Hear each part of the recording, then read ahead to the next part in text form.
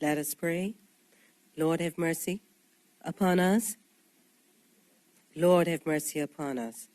Our Father, who art in heaven, hallowed be thy name. Thy kingdom come, thy will be done, on earth as it is in heaven.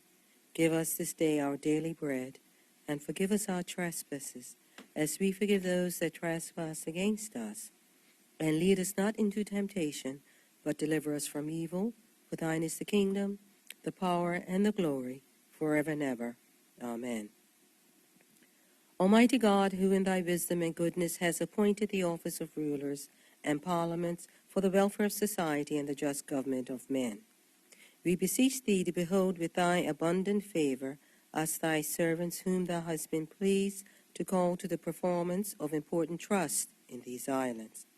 Let thy blessing descend upon us here assembled, and grant that we may treat and consider all matters that shall come under our deliberation in so just and faithful a manner as to promote thy honor and glory, and to advance the peace, prosperity, and welfare of these islands, and of those whose interests thou hast committed to our charge. And this we beg for Jesus Christ's sake. Amen. May the grace of our Lord Jesus Christ, and the love of God, and the fellowship of the Holy Spirit be with us all evermore. Amen. Good morning. Mr. Lamb. Yep. Good morning, members. We're going to fake this one.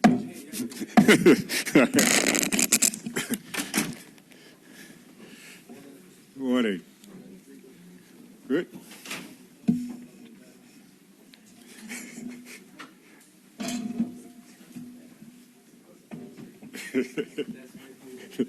No problem.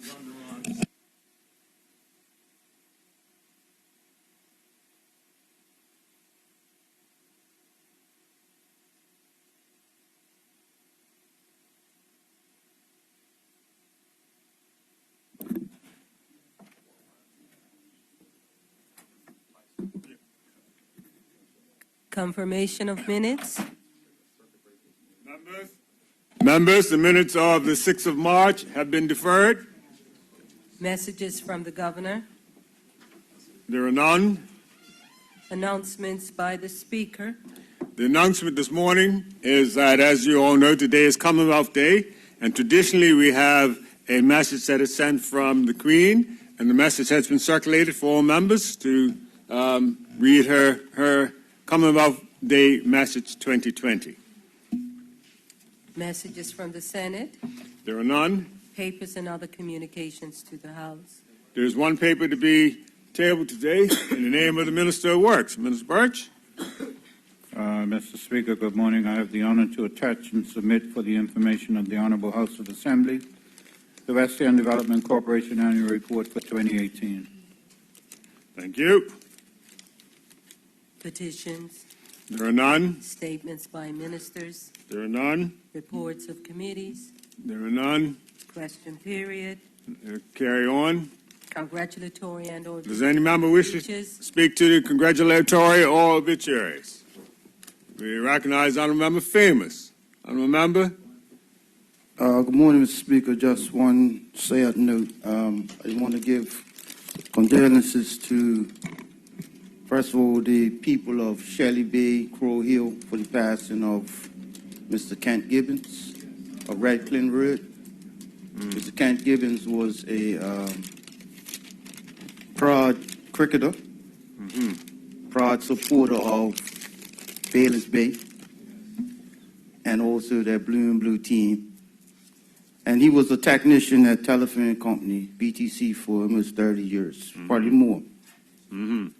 Most importantly, he was a Bermudian who passed away suddenly over this weekend. Thank you, Mr. Speaker. Thank you. Is there any other member? We recognize the Minister of Education. Minister, you have the floor. Mr. Speaker, I would like to add my condolences to the family of Kent. I worked with Kent on the Eastern Counties for several years, and I knew his passion and his commitment to ensuring that that competition, which is only 2 years younger than the cup match competition, remained alive and well with its various traditions. He was very forceful in our meetings. He made sure that Bayless Bay was always represented very well, along with the other teams, Tucker's Bay Club, otherwise known as Cleveland, St. David's, and Flats Victoria. And his input into that competition will be sadly missed, Mr. Speaker. Thank you. Does any other member wish to add some tributes this morning? No other member? We'll move on. Matters of privilege, There are none. personal explanation, There are none. notice of motion for the adjournment of the House on matters of urgent public importance, There are none. introduction of bills, There's one bill to be introduced this morning in the name of the Minister of Finance, but Deputy Premier is going to introduce it for him. Yes, Mr. Speaker, on behalf of the Minister of Finance, I am introducing the following bill, which according to sections 36(3) of the Bermuda Constitution requires the governor's recommendation so that it may be placed on the order paper for the next day of meeting. Payroll Tax Amendment Act 2020. Thank you, Deputy Premier. opposition bills, There are none. private members' There bill, are none. notice of motions, There are none. orders of the day. Orders of the day. And members, and particularly for our listening audience, we are here today again to resume the in-committee of supply for further consideration of the estimates of revenues and expenditures for the year 2020 to 2021. And as you know, once we get into committee, the House will be in committee in the hands of the chair of panels, led by the Deputy Speaker. And this morning, the first chair up will be that of the Honorable MP Commission. We just need the Minister of Finance or Deputy Premier. You'll move us into committee, and the House will be in the hands of the MP Commission afterwards. Morning again, Mr. Speaker, to you and listening public. On behalf of the Minister of Finance, I move that the House to now resume in committee. Any objections? No objections? Thank you. MP Commission.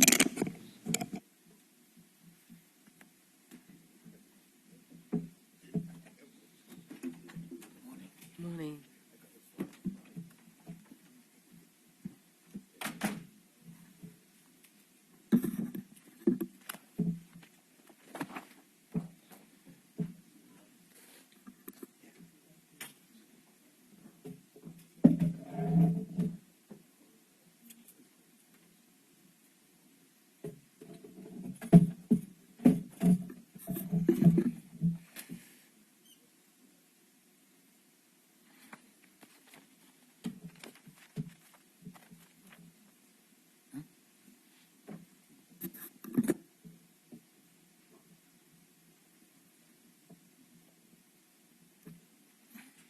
Honorable members, as indicated, we are now in Committee of Supply for further consideration of the estimates of revenue and expenditure for the year. Minister, are you ready to move the heads? Yes, Mr. Chairman. Or It doesn't matter. Shall I? Yes, you may proceed. I move the following heads.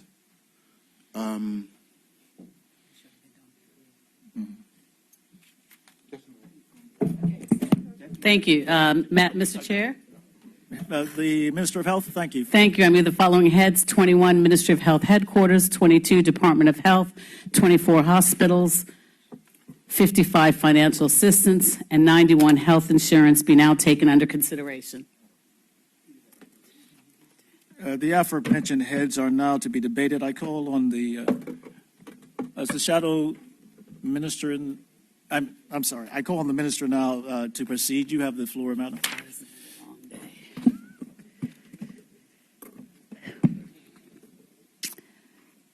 Mr. Chairman, the Ministry of Health is found on pages B169 to B198 of the estimates and revenue of expenditures.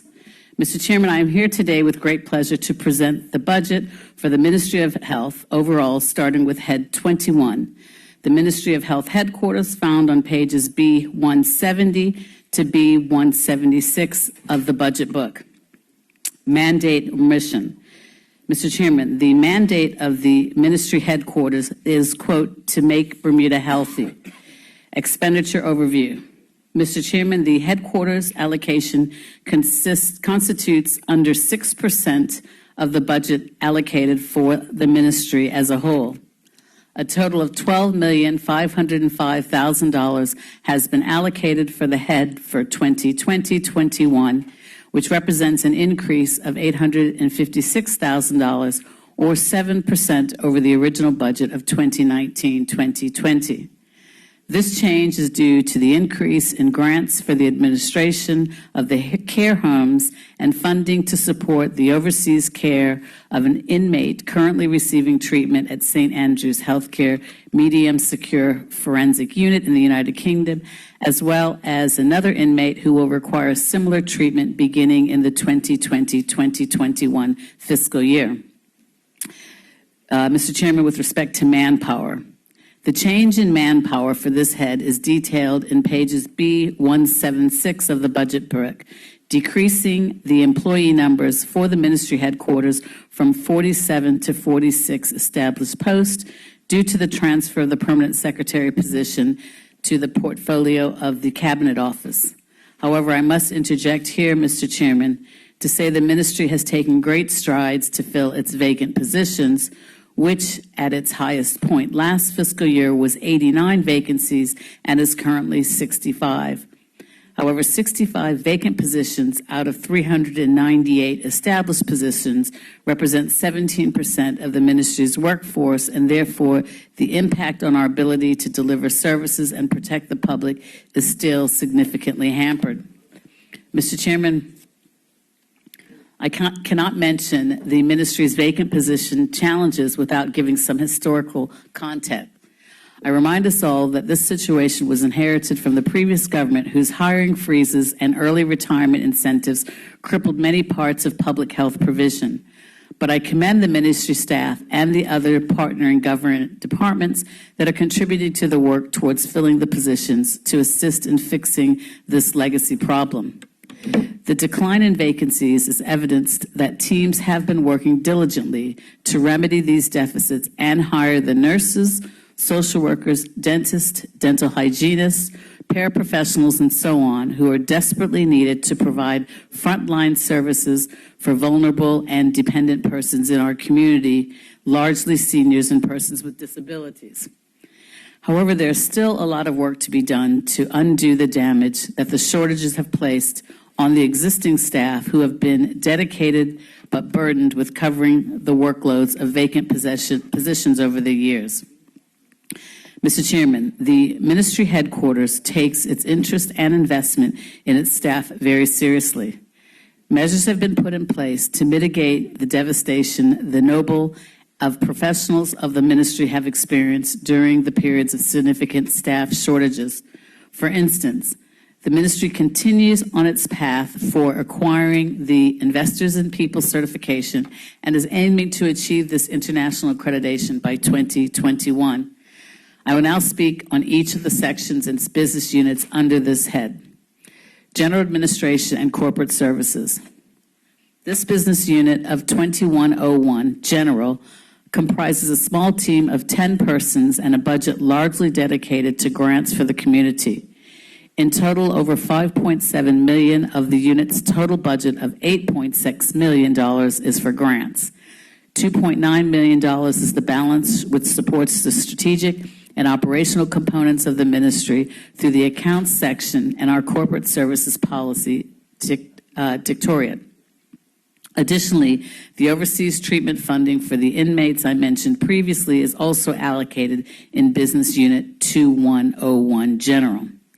Output measures. Mr. Chairman, the public service reform has allowed us to step back and assess the output measures and ask questions such as, how can we measure our performance and ensure we provide the information to all stakeholders in the most productive and informative manner?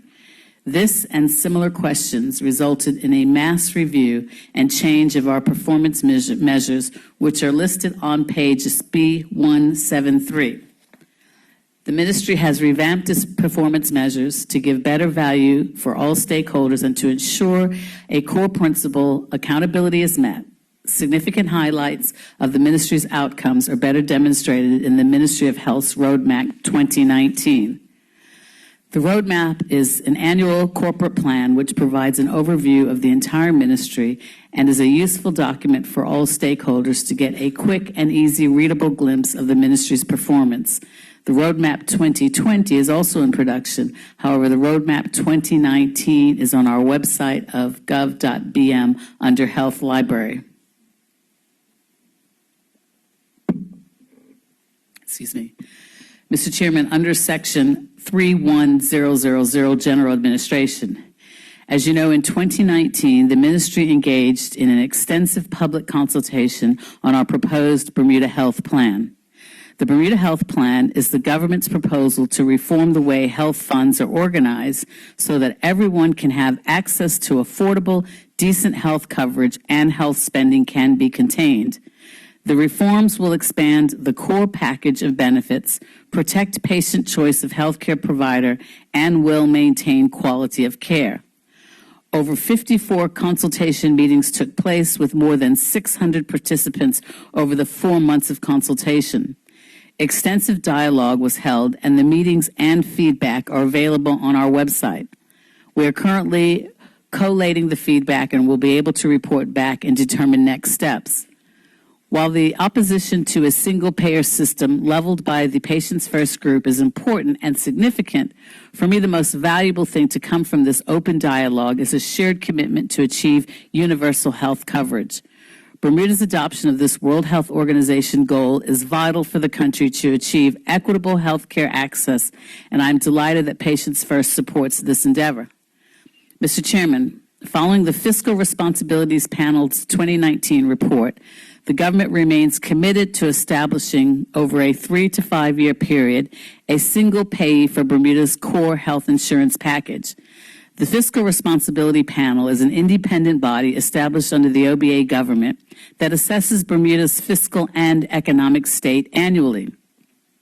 This year's report said of the government's health reforms, quote, "The panel applauds the government's initiative to address a very complicated but important fiscal issue.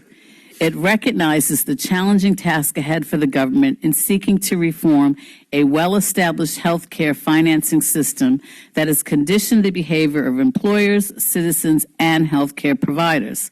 The objectives being sought appear eminently sensible and broadly in line with the health financing reforms of other industrial countries faced with the challenges of an aging population. In particular, it is very difficult to see how meaningful cost containment can be secured without the proposed shift to a single payer model, which can use its monopoly purchasing power to drive down prices." And Mr. Chairman, that can be found in the Fiscal Responsibility Panel's report of 29 at page 23. Further, Mr. Chairman, the government is encouraged by the American College of Physicians' recent statements supporting a single pay system as a means to achieve universal health coverage. Mr. Chairman, I am thoroughly encouraged by the Fiscal Responsibility Panel's endorsement of the course of our health reforms. This independent assessment validates the government's position that a single payer model will serve Bermuda's interests best. Likewise, I fully support the recommendation of the American College of Physicians, whose analysis of the health system similar to Bermuda's is completely applicable locally.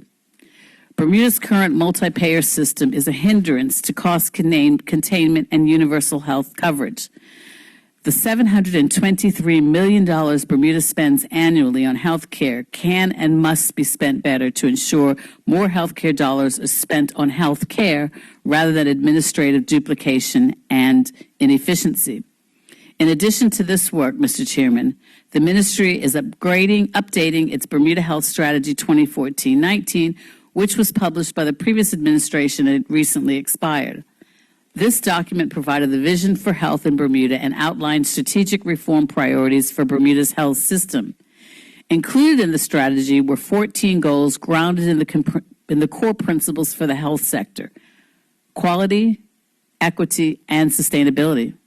And we have engaged KPMG's global healthcare expertise to assist us in upgrading the strategy for 2020-2025 in order to create a unified vision for health with wide stakeholder input and engagement. And we expect this work to be completed in the summer, and I look forward to bringing it to this honorable House in due course. Mr. Chairman, regarding Business Unit 31015, Grants Administration, pages C18 lists the Ministry of Health's grants to a number of agencies providing essential frontline services to aid public health and social assistance. And these are $2,502,000 for the LCCA to cover overseas medical care for and underinsured persons, $125,000 for the Bermuda Nursing Council to support the regulation of nurses and midwives, $1 million for the Bermuda Health Council, $15,000 for Age Concern, $1,005,000 with respect to the following rest homes, Mr. Chair: $800,000 for Lorraine Rest Home, and $250,000 for Matilda Smith Rest Home, and in addition, $600,000 for Summer Haven, $300,000 for Packwood. Furthermore, we will provide the following grants: $10,000 for SART, which is the Sexual Assault Response Team, $13,000 for Tomorrow's Voices, and $100,000 for public health scholarships for our students. The Dr. Barbara Ball Public Health Scholarship is undoubtedly a commitment that the ministry endorses 100%.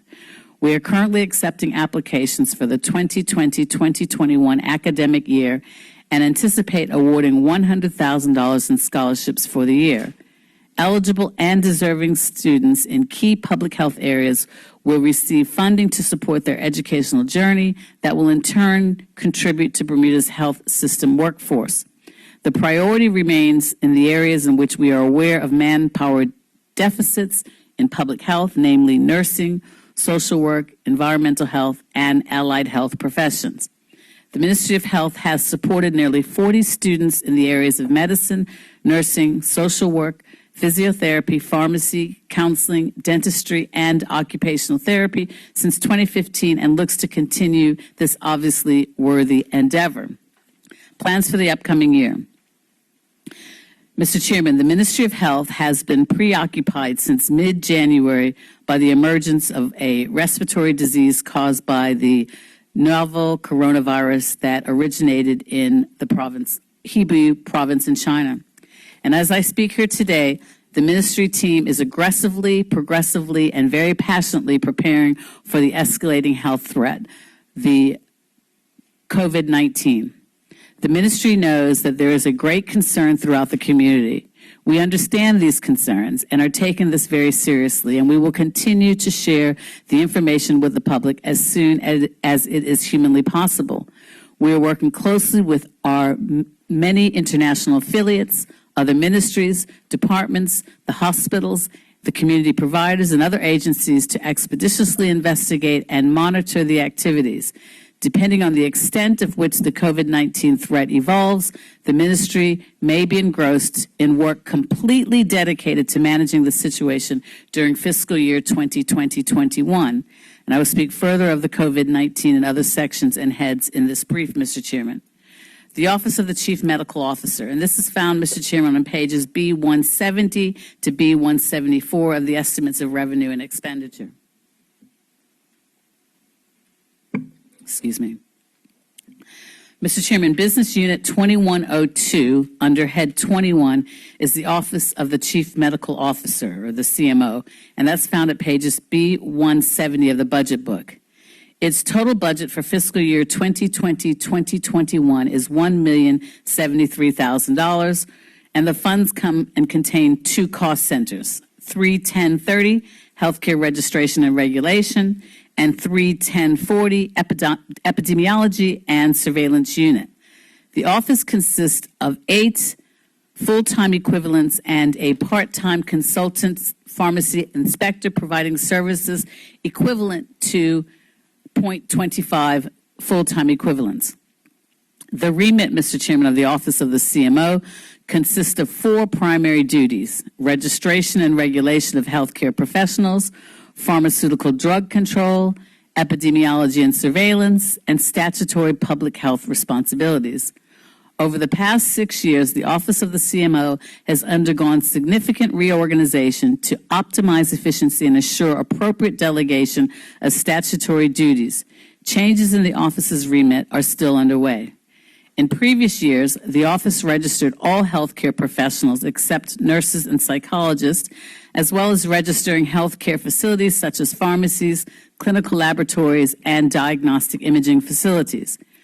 During 2012, the registration and regulation of some healthcare professionals and facilities began to be transferred to the Bermuda Health Council, and this transfer is in the early stages and will continue throughout 2020. Currently, the Office of CMO handles the registration of medical practitioners, allied health professionals, and pharmacists. It provides the administrative support for the statutory professional bodies of these professionals, and the CMO is the executive officer of the Bermuda Medical Council. The Office of the CMO vets professional credentials, qualifications, and receives complaints against medical practitioners. Pharmacy registration is also the responsibility of the office. The Office of the CMO's pharmaceutical drugs control responsibilities include monitoring the importation of prescription drugs, including controlled or banned drugs, to assure these items are safe and are received by the appropriate healthcare businesses and individuals. The office must assure that Bermuda stays within its assigned quotas of controlled drugs and reports controlled drug importation to the International Narcotics Control Board, or the INCB, which is situated in Vienna, Austria. The INCB monitors compliance to the United Nations International Drug Controls Conventions. Health protection and community health assessments are two essential public health functions carried out by the Office of the CMO, Epidemiology and Surveillance Unit, or ESU.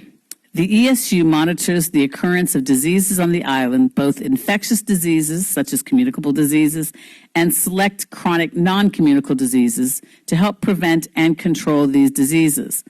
The ESU receives reports from healthcare providers and laboratories and investigates unusual disease occurrences. Contact tracing and case management help to prevent or mitigate outbreaks of disease. Periodic community health surveys are also conducted to monitor and document the health of Bermuda's population. The Steps to a Well Bermuda survey currently underway is an example. Data from community health surveys provide population health information that is essential to setting health system priorities and for planning. Additional functions of the Office of the CMO are to facilitate designated legislative functions, advise government departments on health matters, and support the regulatory work of statutory boards and councils. The office serves as Bermuda's public health focal point for communications from regional and international authorities such as the Caribbean Public Health Agency, or CARFA, the Pan American Health Organization, and the World Health Organization. Critical collaborations with these partners assist Bermuda by training public health professionals, supporting and implementing strategic plans, and providing technical assistance to manage public health emergencies. Mr. Chairman, of the Office of CMO's total budget of $629,000 is allocated to healthcare registration and regulation. This year, the section registered over 914 healthcare professionals, processed 192 requests for prescription and commercial drug requests. The registration section continued to meet its performance targets by publishing accurate healthcare professional registers and supporting the professional statutory boards in their registration and complaints handling responsibilities. For fiscal year 2020-2021, $444,000 is budgeted for the work of the Epidemiology and Surveillance Unit. In 2019, the ESU managed over 667 reports of communicable diseases, investigated 152 individual case reports of disease, and addressed 8 major disease outbreaks. Capacity building in public health that was supported by CARFA in 2018 has assisted the staff of the ESU, as well as staff in the Department of Health, in meeting the challenge of preventing and controlling emerging diseases such as the novel coronavirus, and in managing outbreaks of vaccine-preventable diseases such as pertussis or whooping cough. Through the work of Public Health Emergency Response Team, or the FERT team, the Office of the CMO coordinates and collaborates with a broad range of health stakeholders to prevent and mitigate public health threats. Mr. Chairman, the Office of the Chief Medical Officer's entire workforce is nearly fully dedicated to the planning and preparing for the COVID-19, which is rapidly spreading across the globe. It is a highly infectious disease and a rapid escalating threat. Therefore, it is a threat to Bermuda now and in the foreseeable future. There have been no cases of COVID-19 identified in Bermuda. However, the reality is that the spread of the virus continues on track to become a pandemic in the coming weeks, if not days. Although COVID-19 is not currently in Bermuda, it has been documented in over 109,000 people in over 100 countries, including our region. As of today, the countries for which there is a travel advisory and the public health follow-up in Bermuda include China, Iran, North Italy, Hong Kong, Japan, Macau, Malaysia, South Korea, Singapore, Taiwan, Thailand, and Vietnam. The Epidemiology and Surveillance Unit is actively monitoring the global situation as this is rapidly changing daily. The Epidemiology and Surveillance Unit works closely with public health partners, including the Caribbean Public Health Agency, the Pan American Health Organization, and Public Health England to prepare for and respond to the COVID-19. The Epidemiology and Surveillance Unit also remains abreast of updates from the World Health Organization and acts upon the relevant recommendations. Mr. Chairman, I will take this time to remind us all that we are in phase of preparedness for a potential pandemic, and we must focus on preparing for this situation. The World Health Organization says we must prepare to detect cases, prepare to treat cases, prepare to follow contact, and prepare to put in place adequate containment measures to control the spread. Mr. Chairman, if I could, I would stand here today and use the entire 5 hours allocated to this ministry and appeal to all how such an historic threat can only be managed by the highest level of collaboration and solidarity of every single sector and person in this community. This community has proven to be resilient against catastrophic hurricanes when we band together as one. So I also ask that we rise to the occasion of this for this unexpected and unusual threat to health like we have never done so before. Mr. Chairman, the development of the chronic disease register continues to evolve and be refined. In 2019, the initial phase 1 of the register was completed. This phase piloted the process of collecting data on diabetes and chronic kidney disease in 3 entities: Bermuda's Hospitals Board, Bermuda Diabetes Association, and the private endocrinology practice. In 2020, Mr. Chairman, the register will expand its data collection to include offices of a select group of general practitioners and laboratories. This is one of several multi-sectorial collaborations coordinated through the Office of the Chief Medical Officer to fulfill the mission of monitoring, protecting, and promoting the health of Bermuda. Mr. Chairman, that ends my presentation on Business Unit 2102, the Office of the Chief Medical Officer. Turning now, Mr. Chairman, to Aging and Disability Services, which can be found at page B170 to B176 of the budget book. Mr. Chairman, I will now present the budget for Business Unit 2103, Aging and Disability Services, or ADS, which can be found listed as the National Office for Seniors and the Physically Challenged, found on pages B170 of the budget book. The Aging and Disability Services mission is to protect seniors and persons with disabilities from abuse, neglect, and exploitation through compliance, program delivery, and stakeholder collaboration. Mr. Chairman, Aging and Disability Services, or ADS, has a 2020-2021 budget of $2,879,000, which is a small decrease of $4,000 when compared to the 2019-2020 approved budget of $2,883,000. There are two programs provided within the budget, Mr. Chairman, which are the Aging and Disability Services, which can be located at Cost Center 31135, and the K. Margaret Carter Center, which can be located at Cost Center 31160. Mr. Chairman, the K. Margaret Carter Center, or KMCC, provides direct support for persons with intellectual disabilities in the community through day program services.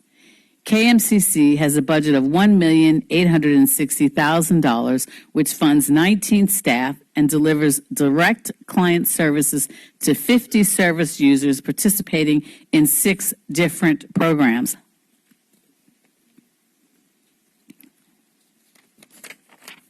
KMCC has endeavored to improve its community partnership over the past year, and those partnerships include the following accomplishments.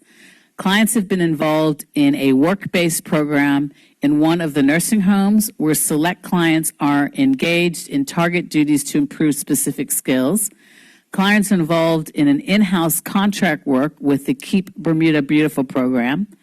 The Echo School program supported by BUEI is being revitalized. Local businesses and schools have provided community service hours to the facility through their corporate give back days, and the Bermuda Sailors Home and Jubilee Sailing Trust have provided 2 KMC clients and 1 staff member with a bursary to travel on board their tall ship, the Tenacious. The Training and Employment Division of KMCC continues to do well. At present, 56% of the vocational clients work in various businesses across the island and take part in the in-house contract work. KMCC is constantly exploring feasible and meaningful work placement opportunities for its clients. Mr. Chairman, the Office of Aging and Disability Services focus is on public education and awareness, accessibility, compliance, and case management. Mr. Chairman, with respect to case management represents the largest staffing component for the office. As of January 29, the case manager supervisor position and 3 case manager positions were filled. For the first time, ADS has a full complement of staff to assist seniors and persons with disabilities, yet the client-to-staff ratios remain oversubscribed based on case management best practice standards, which supports a caseload of 25 clients to 1 case manager. At present, the team's ratios are 35 to 1, which are embedded with welfare cases. Due to the growing need of these vulnerable populations, the ministry has requested an operational and staffing review of aging and disability services by Management Consultant Services to determine an equitable way forward for ADS. As part of government reform, Aging and Disability Services have revamped its performance measures to improve productivity as well as monitor important components of the office's programs, systems, and processes, such as the following statistics. The case management team currently supports 186 clients, which represents an increase of 11% compared to 168 clients in 2019-2020. 80% of ADS's case management clients are 70 years and older, and with an aging population on the rise, the significant demographic shift is anticipated to increase ADS's services load by 17% in the next 5 years and almost double by 2031. In 2020, the office continues to work on solutions to address primary challenges in the area of public welfare support due to the increased needs of seniors and persons with disability where there is an absence of next of kin or family support. These cases are time-intensive, and their complexities are further compounded when funding resources are unavailable or insufficient to meet their needs. For example, a welfare case involving a senior with no family support yielded approximately 25 hours in case management support over a 1-month period. This included home visits, transporting the client to and from doctor's appointments, and arranging a cognitive assessment test. Compliance. Mr. Chairman, the Senior Abuse Register Act of 2008 is designed to raise awareness of senior abuse, protect seniors from abuse, provide for the mandatory reporting and investigations of alleged abuse, and establish a register of persons who have been convicted of abusing a senior. In 2019, there were 52 reported and 41 investigated cases of alleged senior abuse, which include physical, psychological, and sexual abuse, financial exploitation, and neglect. The remaining 11 cases were due to recidivism or required case management support. Based on ADS's Presenting Issues report for both case management and senior abuse cases, 40% had a presenting issue of financial concern or financial abuse. To this end, ADS works very closely with the Bermuda Police Service in an effort to seek prosecution for alleged offenders. However, this is often impeded when the victim is unwilling to press charges against their own family members or when there is an absence of support to substantiate the claim of abuse. The ministry is currently seeking structural and/or legislative changes to improve the protection and support for all adults in need of such. This can be achieved by adopting an adult protection model in the coming years to provide legislative support for vulnerable adults. Furthermore, Mr. Chairman, the ministry manages the Personal Home Care Provider Registry, which entails a vetting process of providers who in turn support disabled and aging persons to remain living in their own homes. A web page entitled Looking for a Caregiver was introduced to the Helping Services website to make searching, hiring, managing a caregiver easier for families. Additionally, caregivers can now complete the registration process online. Currently, there are 485 active self-employed home caregivers and 15 home care agencies registered. Staff continue to assist the public in connecting with home care resources to support living at home when feasible. The ministry is reviewing and developing best practice guidelines for the home care sector to improve public safety, quality of care, and workforce training and education. Education and awareness. Mr. Chairman, education and awareness is an essential component to ADS's mandate, but it is also as part of other functions of the office. Key achievements and work completed over the last year include the ADS Accessibility Officer completed over 58 inspections for compliance, but also for consultation and advice to promote accessible design to the community. The Disability Advisory Council and the ADS celebrated the UN Day of Disabilities on the 3rd of December. The Disability Advisory Council selected Bermudians who have made a difference in their own lives and in that of others, despite being exceptionally abled. At the event, the Disability and Advisory Council launched a guide to benefits available to persons with disabilities in Bermuda, which is a comprehensive list of benefits entitlements for persons with disabilities and how to apply or inquire about them. The booklet was produced by the Disability Advisory Council and can be found on the government website, Mr. Chairman, at www.gov.bm. Aging and Disability Services offered information on its programs and services to stakeholder groups such as the Bermuda Police Service, Bermuda Bankers Association, and the Mid-Atlantic Wellness Institute. And in September of 2019, ADS stocked up with promotional supplies in preparation for a launch of various awareness events. Mr. Chairman, that concludes my remarks for Aging and Disability Services. Bermuda Health Council. Lastly, for Head 21, Mr. Chairman, I'd like to highlight the work of the Bermuda Health Council, which is a quango under the ministry. They receive operational funding in part from a ministry grant and are positioned to advise and make recommendations on health system matters to the ministry. Mr. Chairman, the Bermuda Health Council regulates, coordinates, and enhances the delivery of health services. The grant for Bermuda Health Council can be found on page C18, Cost Center 6895, under Ministry of Health. In 2020-2021, the Health Council's grant will be $1 million, and this is a marginal increase in their funding level year over year as they have been newly transferred over a significant number of regulatory responsibilities for the registration of health professionals, coordination of statutory bodies, oversight of care homes, and licensing of health facilities, which were previously conducted through the ministry. The Health Council's total revenue is supplemented by a transfer from the Mutual Reinsurance Fund and licensing fees paid by health insurers for a total budget of $2.4 million for 2020-2021.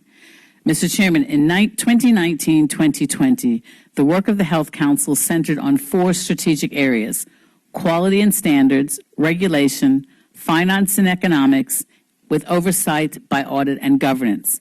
Some of the year's achievements were as follows. Under quality and standards, the Health Council has developed and implemented a health facility assessment process. They have begun with a pilot of this assessment with 5 local healthcare businesses. The reports that have been generated from this assessment provides recommendation to each facility on ways to improve in areas of safety, governance, and quality. This has been a collaborative effort between providers and the council to ensure that the indicators that are used would lead to progress in enhancing the care available for our patients. In line with its mandate to identify goals and make recommendations about health services and ensuring services are provided to the highest standards, the Health Council conducted the health technology reviews during this fiscal year and has also performed 3 formal options to the Registrar of Companies on system capacity for incorporation of health businesses. These processes involve comprehensive reviews of proposed health services to ensure that they would address the care needs of Bermuda's residents and would be provided at an appropriate standard. Regulation. Mr. Chairman, the Health Council continued its goals of improving health data validity by progressing an initiative to transition the health system from using International Classification of Diseases version 9, ICD-9, medical coding to the more current version of ICD-10. ICD-10 more accurately describes the reason someone presents to the health system and the cause of the injury or the health issue. ICD-10 also provides much better information to help providers and other decision makers understand how much time and resources are needed to treat a medical condition. To support providers, the Health Council provided multiple training sessions to review both the benefits and the process of converting coding to ICD-10. The work with providers on ICD-10 is also a precursor to the planning that the Health Council is involved in for creating a strategy for a national electronic health records system. As the primary regulator of the health system, the Council was given the responsibility of facilitating the administrative functions for respective professional bodies and licensing functions in respect of select health facilities. The Health Council is in the process of transitioning what was previously a paper-based process into an electronic process for over 2,200 non-physician health professionals that it now has the responsibility of providing regulatory oversight. In addition, the Health Council has begun the process of working with the statutory bodies to update standards of practice policies and to support the management of professional complaints. In an effort to increase access to necessary and cost-effective care for all residents, the Health Council reviewed applications from community facilities to provide services under the regulated health insurance package or the standard health benefit. This extended access to services for chronic disease prevention and management. In addition to reviewing the standard health benefit, the Council implemented a chronic disease innovation fund, which has to date approved funding for chronic kidney disease management, dementia management, cancer prevention strategy, and a program to use telemedicine to support chronic disease care. The Health Council looks to continue working with the public to identify areas of need to better access to chronic disease medication for those most vulnerable.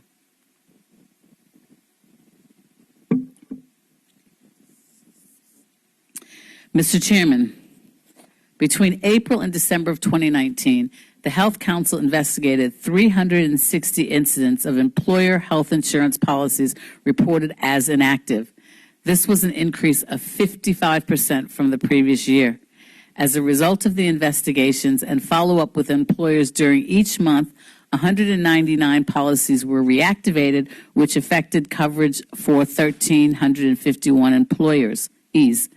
Even though this year has seen an increase in reported inactive policies, it is still below the historic averages of non-compliance. The Health Council continues to work with employers and with government on identifying risks and trends in the ability of the market to comply with its legislative obligations. Mr. Chairman, financing economics. The Health Council is in the process of publishing the 2019 National Health Accounts Report, which details total health system expenditure during fiscal year 2018 of $736 million, reflecting an increase of 1.9% and a per capita expenditure of $11,526. During the same period, we saw spending on overseas care at $93 million, which was slightly above our 10-year average. The Council conducts the annual actuarial review of the standard premium rate and published the 2019 actuarial report, inclusive of premium recommendations for the Mutual Reinsurance Fund and the Standard Health Benefit. The allocation in premium included a reduction in the forecast of hospital expenditure and improved management of dialysis funding. Mr. Chairman, in 2019-2020, the Health Council finalized its recommendations for updates to the medical and dental charges after consultation with stakeholders. The medical and dental charges are the regulated chargeable amounts for non-hospital physicians and dentists who provide services in the hospital. The changes will address long-standing concerns surrounding standardization and reimbursement model based on the complexities of services provided by non-hospital staff within our local hospital facility. The Council is also in the process of submitting its recommendations for a prescription medication formulary and supply chain management to fulfill its mandate to fairly regulate the prices on which medications are sold to customers. Audits and governance. Mr. Chairman, to continue its track record of timely financial transparency, the Health Council, in close collaboration with the Auditor General, tabled its audited financial statements of 2018-19 annual report in the fall of 2019. Information and dissemination.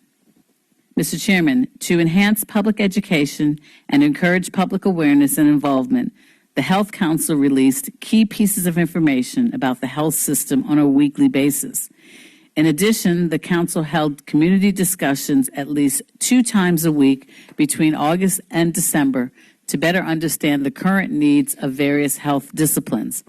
The Health Council continues to strive to improve system understanding and collaboration through its commitment to transparency and evidence-based decision-making. The future. Mr. Chairman, looking forward to 2020-2021, the Health Council will continue its involvement in regulation of health professionals, regulation of health businesses, management of innovative health programs, recommendations for legislative change, development of key health system reports, contribution to short and long-term health system strategy, oversight of health system data and analytics, review of the standard health benefit, dissemination of health-related population-based surveys, continued stakeholder engagement, timely communications, and management of local and international partner relationships. These key items are important as the Health Council looks to support the larger goal of achieving a more equitable and sustainable health system. The Health Council will also specifically continue its work on long-term care facility standards as the demographic of the population is placing more and more pressure on this part of the system, and provide expert advisement on health financing and system reforms as the current fragmentation within the system is constraining the ability to the system to receive maximum results. In 2020-2021, the Health Council will seek to become a paperless office and streamline its regulatory and thought leadership processes to become more efficient and a more cost-effective resource to both government and health system stakeholders alike. Lastly, Mr. Chairman, I would like to acknowledge the appointment of Dr. Ricky Brathwaite as its Chief Executive and the 2019-2020 Bermuda Health Council board members whose expertise will contribute to its ongoing achievements. The chairperson, Dr. Alicia Stovall-Washington, is a highly respected physician providing leadership for the Health Council. Mr. Granville Russell is the deputy chairman providing nursing expertise. Dr. Annabelle Fountain providing the physician's voice for the Bermuda Medical Doctors Association. Mrs. Sandro Fubler representing allied health professionals. Dr. Darian Ray providing mental health services perspectives. Dr. Claudette Fleming advocating on behalf of the seniors population.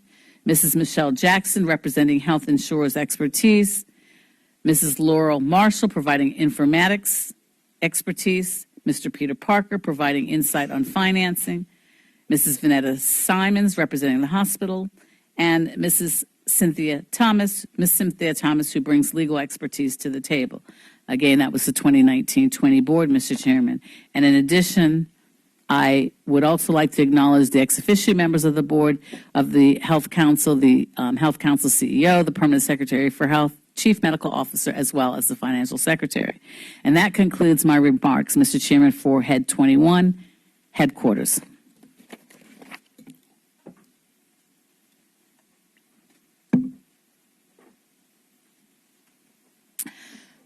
Mr. Chairman, Head 22, the Department of Health can be found on pages B177 to 188 of the budget book. Mr. Chairman, again, it gives me great pleasure to present the budget for Head 22, which is the Department of Health. And the total current expenditure, Mr. Chairman, is estimated to be $28,817,000 for 2020-2021. Vision and mission.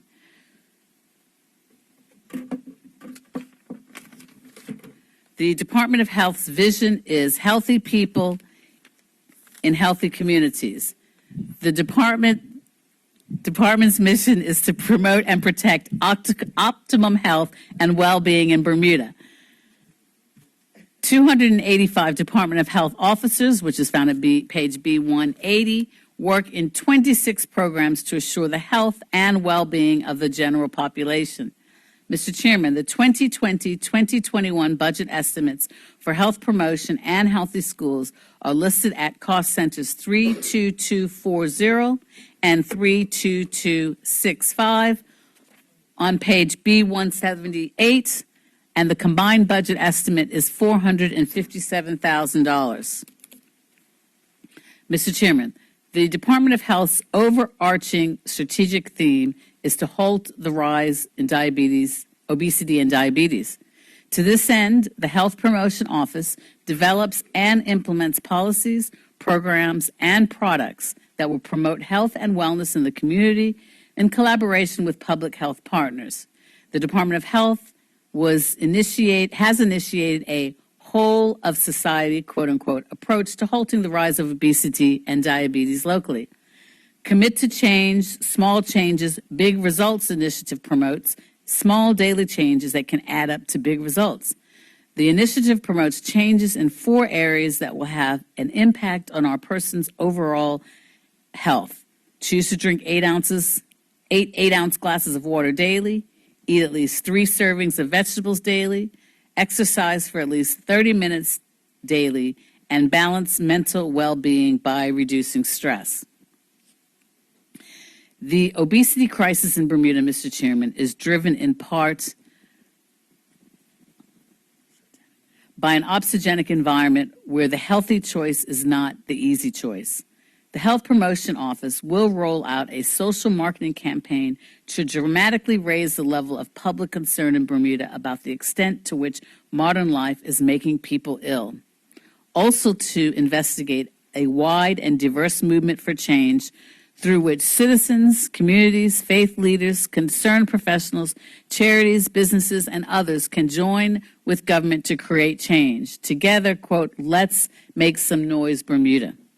Mr. Chairman, the speech from the throne 2017 stated, quote, The government will lead the way in wellness by encouraging its employees to make healthy choices and will contribute to their well-being by offering programs, incentives, and education to support the journey in a healthier public service. The Department of Health collaborated, Mr. Chairman, with the Department of Human Resources, GEHI, and the Department of Communications to form the Government of Bermuda Employee Wellness Committee to develop the Government of Bermuda Employee Wellness Program, which is branded as #ChooseWellness. In 2019, the committee rolled out Virgin's Pulse Global Challenge, and over 600 government staff participated in the challenge over a 3-month period, and there were significant improvements in the areas of physical activity, nutrition, sleep, stress, and psychological well-being. In 2020, there are plans to roll out Global Challenge 2020 and other incentives and initiatives to encourage and support public servants to lead healthier lifestyles. Mr. Chairman, the Healthy Schools program promotes health in schools through community health partners and Department of Health school-based programs such as child and school health, nutrition services, oral health, community rehabilitation services, and environmental health. Healthy Schools has been adopted by 28 of 31 public and private schools since 2007. The main challenge which Healthy Schools continues to experience is that there are low levels of compliance to the Healthy Schools nutrition policy from cafeteria vendors. Some school children still buy high-calorie, fried, sugary, and salty foods at school, and we remain steadfast in our efforts to continue progress and halt these unhealthy practices. Furthermore, many school children are able to purchase unhealthy foods at neighboring markets and gas stations. During this school year, Healthy Schools and Nutrition Services is working with both government and community-based entities to develop a school garden program with the primary purpose of developing sustainable thinking in our children and teens so that they learn that gardening can be a source of healthy food, especially as they enter adulthood. Mr. Chairman, the 2020-2021 budget estimate for nutrition services is listed as Cost Center 32110 on page B177 of the budget, and the budget estimate is $193,000. Nutrition Services has been working towards healthy eating practices within the Department of Health's Obesity and Diabetes Framework, which is developed with community-wide consultation and engagement. Community education programs include the Grow, Eat, Save workshops facilitated in partnership with instructor chaplain Kevin Santucci, the Department of Parks, the Department of Environment, the Bermuda Agricultural Group, the Devonshire Seventh-day Adventist Church, Animal and Garden, and Brighton Nursery. 2 workshops with 54 graduates has continued with 5 weeks of theory and expanded to 3 months practical experience. Sustainable nutrition supports accessibility, availability, and affordability of healthy foods to all. Community and school gardens are being reviewed per the Crop Strategy 2016-19 in partnership with BUEI, Department of Parks and Public Works in consultation with the Planning Department to develop initiatives and strategies going forward. Mr. Chairman, the nutritionalist facilitated 3 complete health improvement programs, or the CHIP, Lifestyles Intervention Program, as part of government employee wellness. 33 graduates of this 12-week program participated in educational sessions and experienced lifestyle skills that can minimize the consequences of illness or disease. Mr. Chairman, Nutrition Services inspected the government and non-governmental institutional facilities for compliance with dietary requirements for medical nutrition therapy, diets, and preparation of healthy and nutritious meals. The Westgate Prison Kitchen Facility was inspected to establish compliance from a previous kitchen inspection report in 2017. This allowed for reassessment of equipment and ongoing operational processes still requiring improvements. The summer and winter prison menus were updated accordingly. 21 nursing homes and rest home facilities were inspected for compliance of the Dietary Code of Practice for re-registration. Mr. Chairman, the 2020-2021 budget estimate for sexual and reproductive health is listed at Cost Center 32040 on page B177 and is allocated $917,000. The Sexual and Reproductive Health Services Program consists of two sub-programs, the Communicable Disease Program and the Maternal Health and Family Planning Clinic Program. Under these programs, services are available for the prevention and control of the spread of communicable diseases, education and health promotion about sexually transmitted infections, including HIV, other communicable infections, and the provision of health education to promote sexual health. Collaborative services, for example, the Bermuda Assessment and Referral Center, or BARC, and Turning Point are provided for persons with high-risk behaviors to minimize the spread of infection and promote education and behavioral change. Services also include collaborative pregnancy care with the obstetricians for the under and uninsured members of our community, immunizations for pregnant women, family planning, and both women and men's health screenings. Mr. Chairman, the HIV program has been successful in encouraging medication compliance.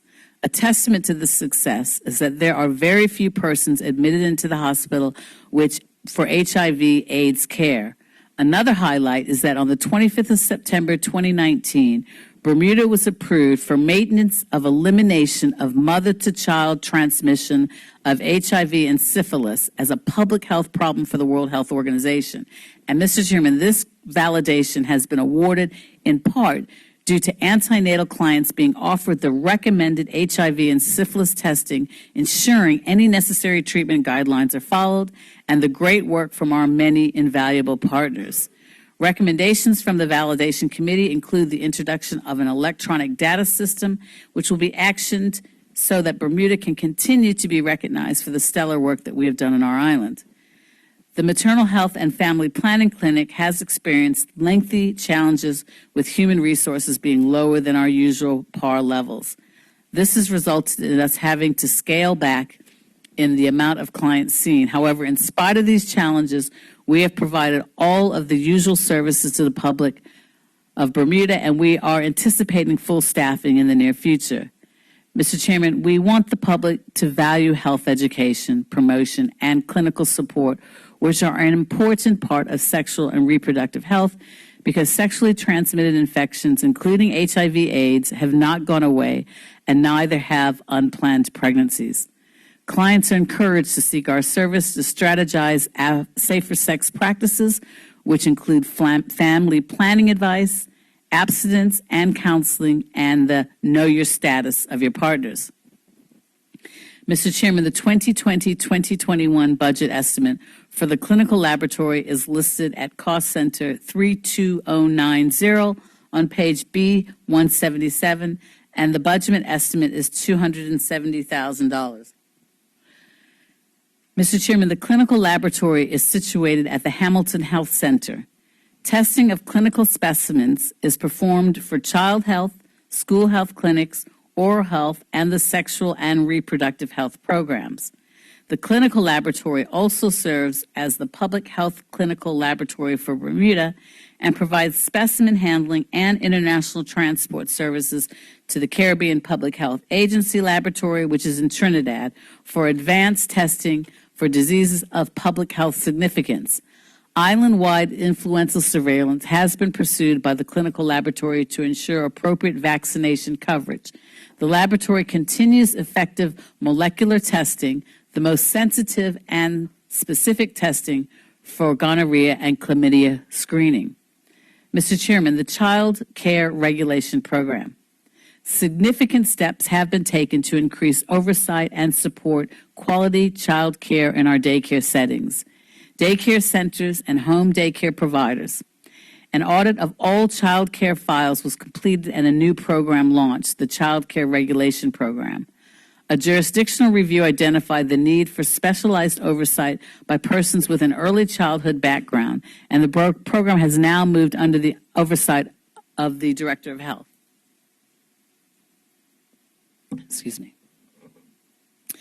The team now consists of persons with early childhood or social work background and has transformed the interaction with the daycare settings, providing increased visits and responses to complaints by the public.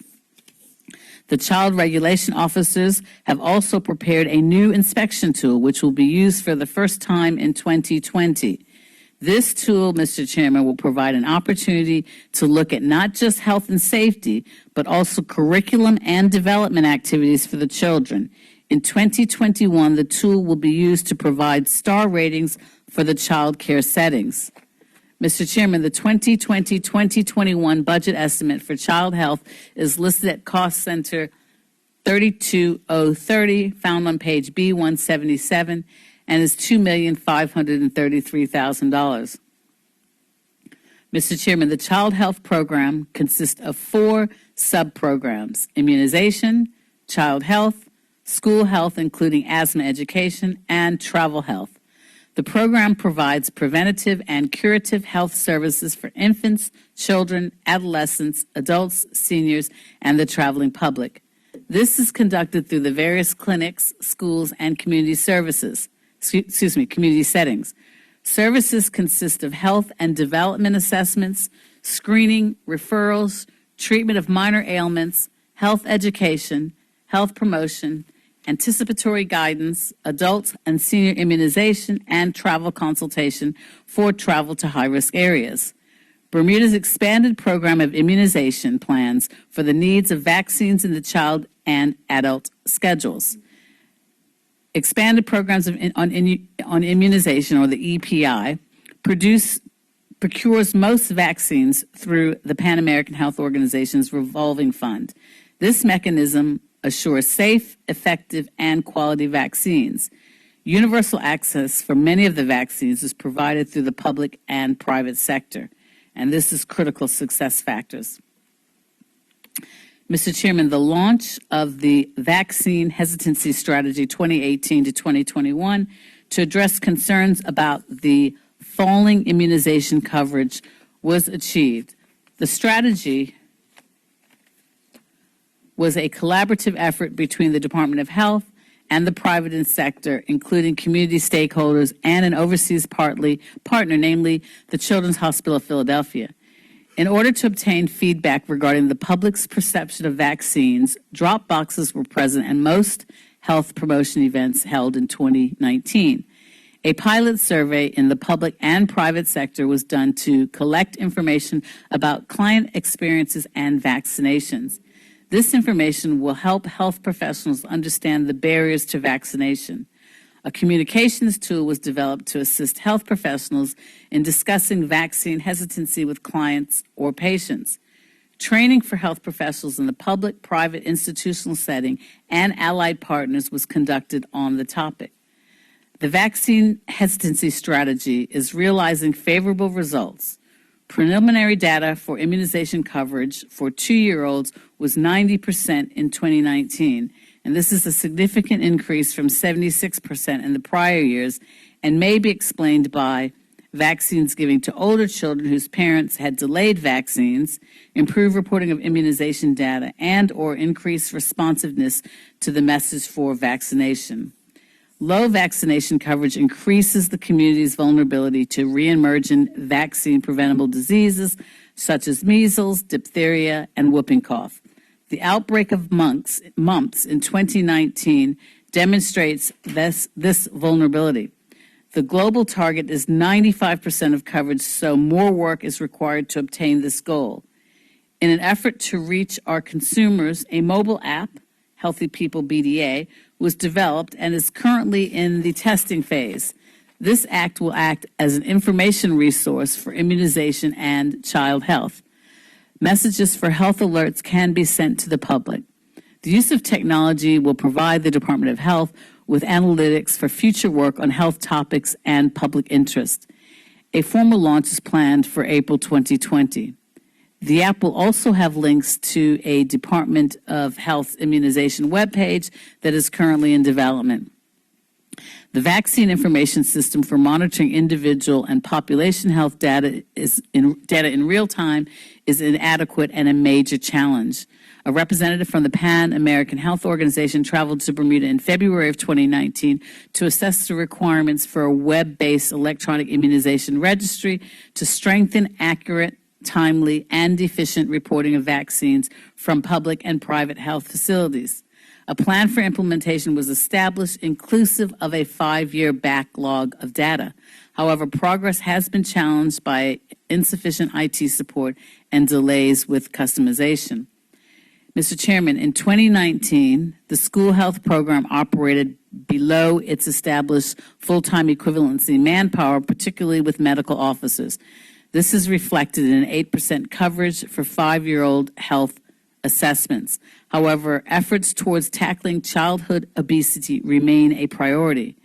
Data from the screenings suggests 18% of primary 1 students are overweight or obese.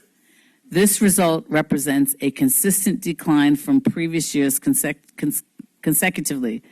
The community health nurses have had varied success with the lunchbox checks for 10-year-olds, and the program is currently reassessing its strategy. Parent engagement, Mr. Chairman, remains an area of concern as reported by frontline staff. Adolescent health was a focus with a situational analysis conducted by the Pan American Health Organization's consultant in October 2019. A major challenge with this exercise was an insufficient centralized repository of health information, which from a comprehensive assessment could be done efficiently. However, one of the recommendations proposes an increase in health services specific for the adolescent population to address preventative health. The annual Flu Express was conducted offering influenza vaccine to the community at sites around the island. In addition, the Take the Lead initiative was expanded to include our leaders, some of those persons sitting here, Mr. Speaker. Public officers, essential workers were also vaccinated against influenza. The travel health services continue to be in demand for the community, with 1,100 consultations conducted in 2019. Consultations provide education on water, food, and vector-borne illness prevention to reduce the risk of Bermuda residents returning with infectious diseases. Mr. Chairman, the 2020-2021 budget estimate for physiotherapy and occupational therapy is listed at Cost Center 3208 and 32120 on page B177. And the budget estimate is respectively $1,067,000 and $1,023,000. Mr. Chairman, occupational therapists and physiotherapist services are provided to maximize the functional potential of individuals with delays in normal motor development or with physical movement challenges. The OT-PT team comprises of 9 occupational therapists, 8 physiotherapists, and 1 coordinator and 1 team secretary that is shared with the SLP program. We currently have a vacant post in physiotherapy, which is being partly covered by a temporary relief post. Approximately 85% of referrals sent to community rehab were assessed within 20 working days from receipt of referral. Collectively, it was estimated that 85% of clients demonstrated progress towards set goals following the first review period.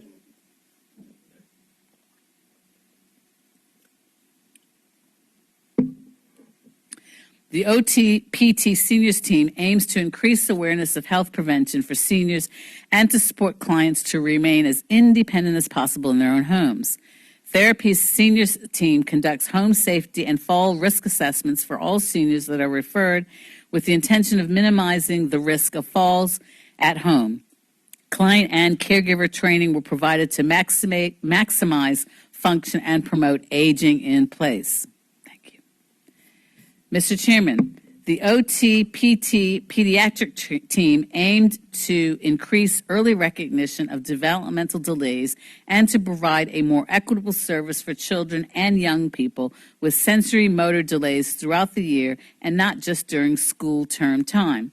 School-aged children, Mr. Chairman, with additional learning needs due to complex health conditions and or sensory motor delays require regular monitoring and intervention to retain their functioning ability and to assess education. Last year, the pediatric team continued to partner with Windreach to provide treatment intervention to school-aged children with complex needs and/or sensory motor delays. These services proved beneficial in reducing the risk of regression of motor skills prior to the start of school.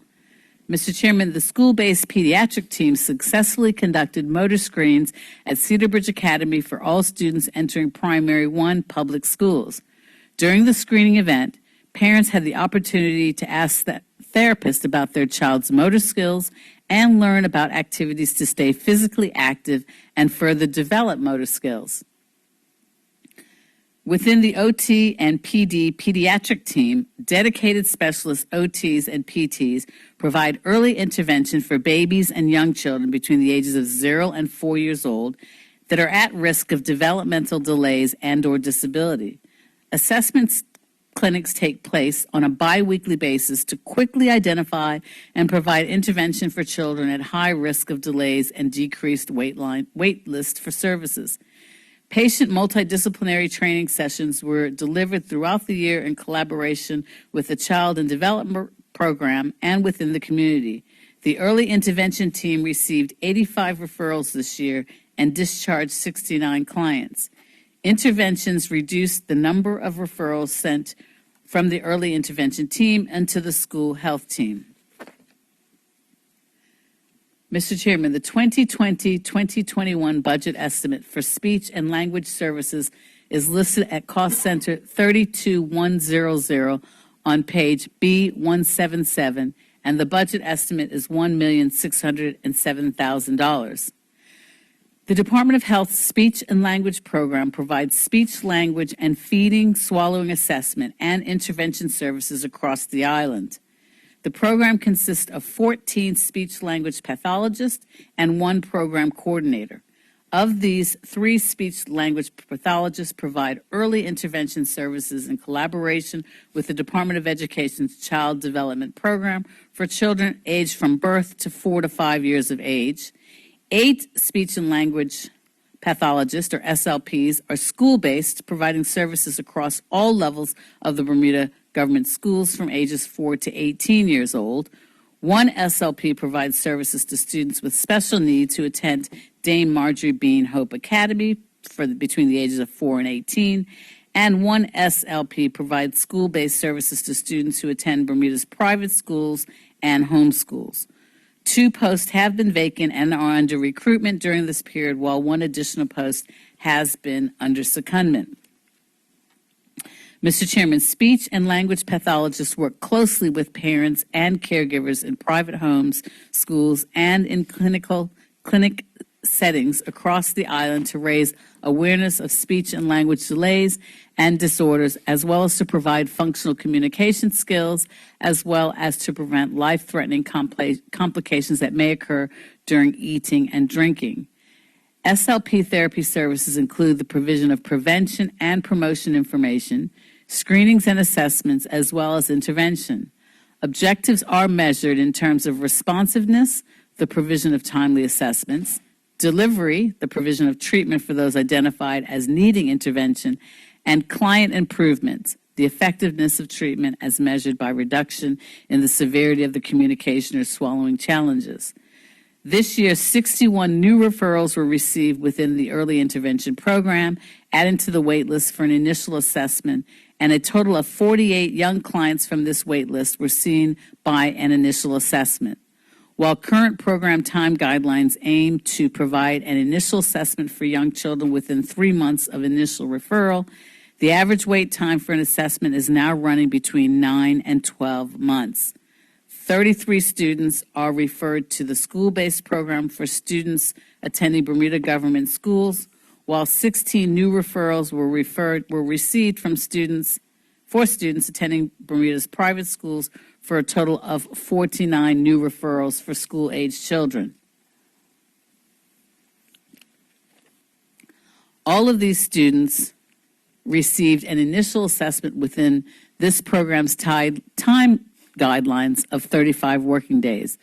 Once identified as needing services, clients are provided with therapy intervention. A combined 498 clients were followed for intervention by speech and language services this year. Caseloads can vary between 30 and 60 clients depending on workload demands. Clients are reassessed on a routine basis to assess their status and to measure progress. Of 161 clients who were seen for reassessment in the spring of 2019, 75 of them, or 47%, had made measurable improvements. The 2020-2021 budget estimate for Community Health and Community Health Administration is listed at cost centers 32060 and 32010 on page B177, and the combined budget estimates is $2,672,000. Mr. Chairman, community health nurses are responsible for ensuring that the adult population from age 18 until end of life have access to health services. This vision aims to reduce unnecessary hospital admissions and allows persons to stay at home and in their communities. Community care nurses manage complex care in the homes while providing and supporting self-care, independence, health prevention, community engagement, enabling people to manage their own health and adopt healthier health practices throughout education and support. Community health nursing received a total of 604 referrals from nursing services and completed 8,813 home visits and provided health services in an adult preventive and wellness clinics of 638 persons. In addition, community health nurses provided a total of 22 health promotion and screening activities in the community. Taking It to the Streets Health Initiative screened a total of 263 within a 3-month time frame. 232 of those persons have been identified as having 2 or more health risk factors and require follow-up services. 164 of them were at risk for hypertension, 185 are at risk for obesity, and 99 of them were at risk for diabetes. These statistics indicate 1 in every 2 persons had 2 or more risk factors. Based on the above statistics, it is imperative for community health nurses to continue expanding their role in the adult health care preventative clinics and taking nursing to the streets in an aim to reduce non-communicable diseases and maintain chronic disease conditions by identifying persons at risk and developing care plans to address health, mental health, and social care needs in our community. Mr. Chairman, during Flu Express, a total of 1,749 persons were immunized. During their cardiopulmonary resuscitation, or CPR classes, the team taught a total of 80 persons who were from the private sector. Hotels and schools are now able to assist the public in saving someone's life. Community health nurses assisted in managing the Cedar Bridge shelter during 2 of the island's hurricanes of 2019, which hosted a total of 95 persons. There were no health outbreaks nor evidence of violence during this time.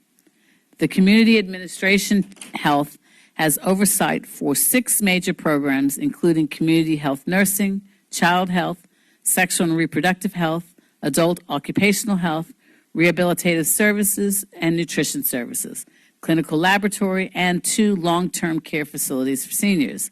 The administrative program provides a framework through collaborative efforts of the programs for health prevention and some curative health services for the community. The program has responsibility for maintenance of facilities, equipment, procurement of supplies, and staff performance to ensure clinics and related services operate efficiently, effectively, and safely. Mr. Chairman, the 2020-2021 budget estimate for the Adult Health, Occupational Health, and Wellness Program is listed at Cost Center 32130 on page B177, and the budget estimate is $487,000. Mr. Chairman, the Adult Health Program consists of 3 sub-programs: correctional health for medical services to inmates in correctional institutions, occupational health for medical assessment of recruits to the uniformed services, and occupational health services to government employees in hazardous and high-risk occupations, and forensic services to the Bermuda Police Service and medical supervision of detainees in police custody. During 2018, 110 clinical sessions servicing 1,020 inmate medical consultations were conducted at Westgate facility. 86% or 176 new inmates received an initial medical examination within 72 hours of intake. 56 recruitment medicals were completed for the uniformed services, which includes police, fire, and corrections. During calendar year 2018, 43 Bermuda Police Service forensic callouts during working hours and 96 after hours occurred, totaling 139 persons who were serviced.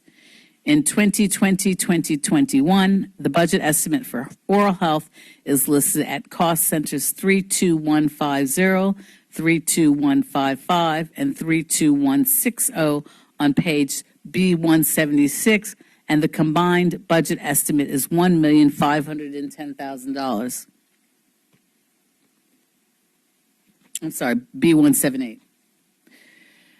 The oral health section continues to provide comprehensive dental services to Bermuda's children up to the age of 18 years and seniors 65 years and over, and priority groups including prisoners, co-ed, and other institutions.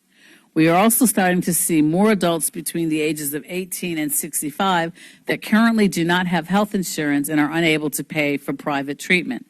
The service is of high quality and includes dental examinations, consultations, preventative and dental hygiene appointments, as well as a range of restorative clinical treatments, including extractions and fillings. This is an overall strong emphasis on prevention and working with our community, and we also offer emergency services during regular working hours. Mr. Chairman, the school-based programs are an essential part of the oral health section services, and they include a successful screen and seal program where children's teeth are sealed at school to prevent tooth decay. This currently has a participation rate of 75 to 85% and is offered at no cost to the parents.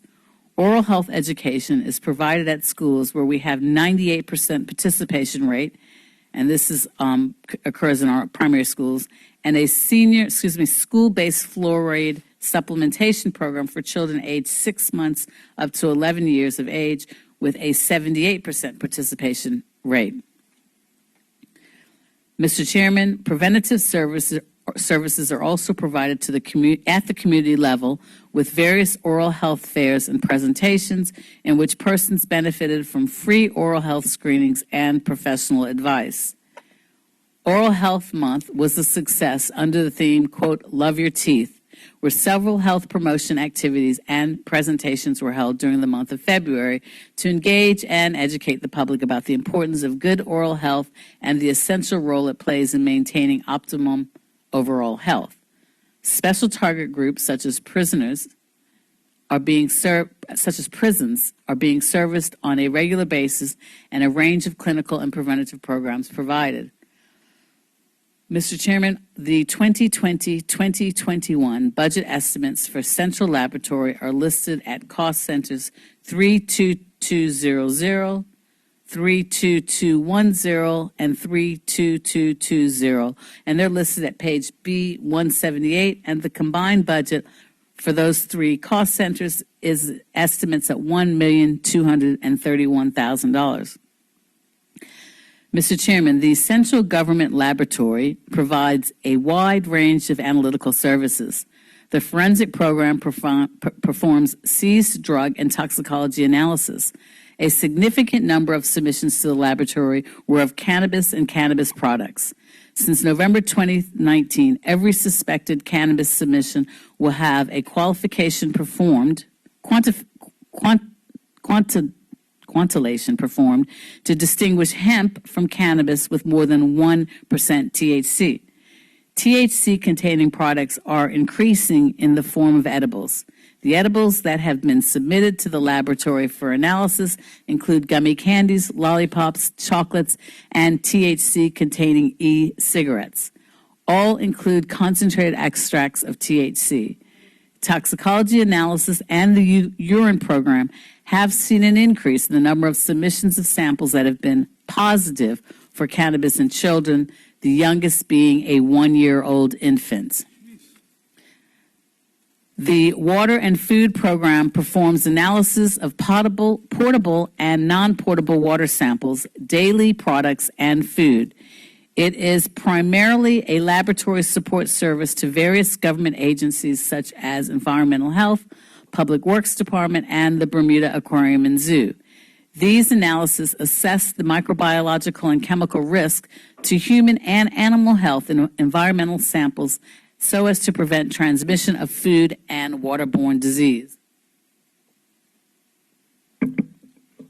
Daily products are tested monthly to determine if they meet legislated standards. In 2020-21, we plan to increase routine food testing in collaboration with Environmental Health so as to maintain our low incidence of foodborne diseases. This program continues to meet all turnaround times for disseminating water, dairy, and food testing results as set out in our performance measures. This program also participates in international proficiency testing studies. Our participation in these studies serves a dual purpose. Firstly, it allows us to ascertain how our analysis perform with respect to international standards, and it also should be noted that currently the analysis attain test scores that meet international standards, and therefore the publication of these achievements will be an added performance measure for budget year 2020-21. And finally, our participation fulfills a prerequisite for acquiring accreditation status. Mr. Chairman, the 2020-2021 budget estimate for vector control is listed at Cost Center 32190 and is listed on page B178 of the budget book with an estimate of $1,553,000. Vector control is a hard-working team, Mr. Chairman, that gets results and ensures that threats of rodent-borne and mosquito-borne diseases do not manifest themselves in Bermuda.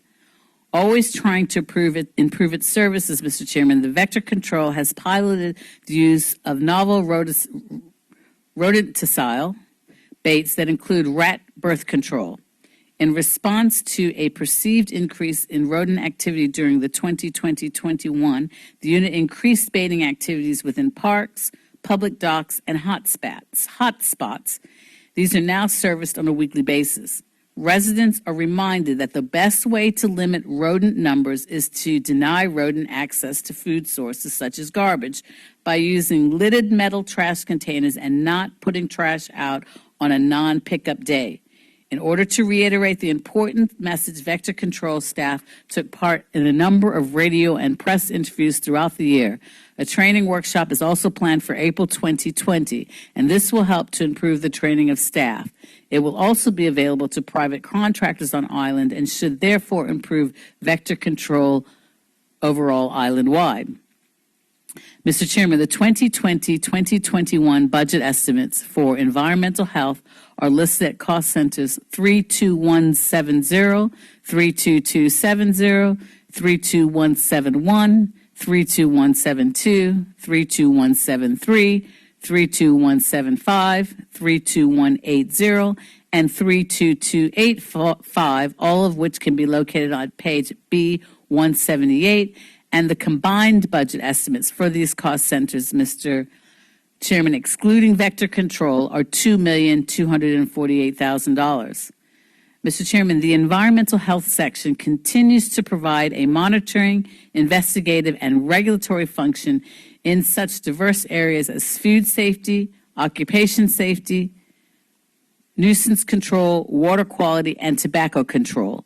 In order to enhance the capacity of staff in these areas, a very successful training course was held in November 2019.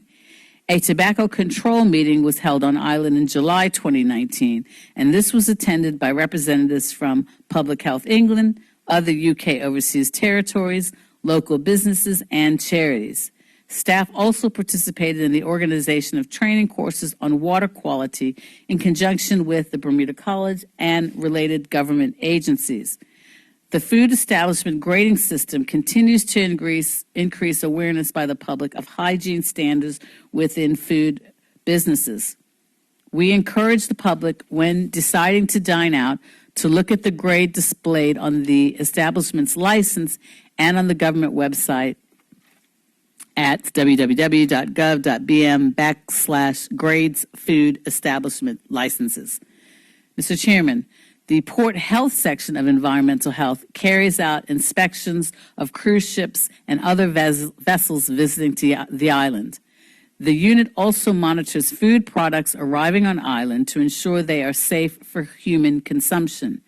This port health function is central to Bermuda complying with international health regulations. In July of 2020, the new L.F. Wade International Airport will become operational, and a quarantine and isolation room is included in the new facility, and this will further enhance Bermuda's compliance with international health requirements. The office and function is being staffed with a manager with a dedicated small team to give the oversight needed at all times, and certainly during crises such as the novel coronavirus. The department will also work with Skyport and other government stakeholders to ensure that the cargo shed is brought up to international standards for processing and, where necessary, inspecting shipments of food, medicines, and human remains. Mr. Chairman, the Department of Health operates 2 exemplary long-term care facilities, namely the Sylvia Richardson Care Facility in St. George's and the Lefroy House Care Community in Sands. Mr. Chairman, the 2020-2021 budget estimate for Sylvia Richardson Care Facility is listed at Cost Center 32015 at page B177, and the budget estimate is $5,630,000. The 2020-21 budget estimate for Lefroy Care Community is listed at Cost Center 32000, also found on page B177, and the budget estimate is $4,875,000. Mr. Chairman, they provide care, promote independence, and optimum health to persons aged 65 years and over who have significant nursing and care needs requiring 24-hour facility-based care. The LHCC is a multi-level elder residential care community which provides comprehensive medical, nursing, environmental, and recreational services to the residents, respite care, and daycare for elders in our community. Our aim is to remain and improve quality of life for elders and their loved ones. Internal projects are underway to provide and to improve the staff room, the recreational area for elders, and storage areas to optimize the current space. Equipment upgrades are currently needed and underway for mechanical lifts and laundry equipment so that elders can be safely mobilized or transferred during activities of daily living. Additional funding, Mr. Chairman, was approved last... Sorry, just a point of clarity. The chair recognizes the shadow minister. Yes, shadow minister? Thank you. The minister is just indicating, I think she said LHCC. I'm just wondering which head. I know she said Lefroy Care and Sylvia Richardson. I'm just not sure. I just want to make sure that I'm following where she's, what she's referring to now. You may resume, Yes, Minister. thank you, Mr. Chair. It's Lefroy Care Community Center. Thank you for Lefroy the Care Community. clarification. Thank you for the clarification. The LCC is a multi-level elder residential care community which provides comprehensive medical, nursing, environmental, and recreational services to the resident, respite care, as well as daycare for elders and care in the community. Our aim is to maintain and improve quality of life for elders and their loved ones. Internal projects are underway to provide for and to improve the staff room and recreational area for elders and storage areas to optimize the current space. Equipment upgrades are currently needed and underway for mechanical lifts and laundry equipment so that elders can be safely mobilized or transferred during activities of daily living. Additional funding was approved last year, Mr. Chairman, for the reopening of 10 nursing beds at the Sylvia Richardson Care Facility. There are some recruitment challenges and staff attrition, but staffing complements have been restored, and again, new residents have begun to be admitted. The total bed capacity is 42. Currently, 35 long-term beds are occupied. 2 beds are used for short-term respite care to assist families and persons living in the community.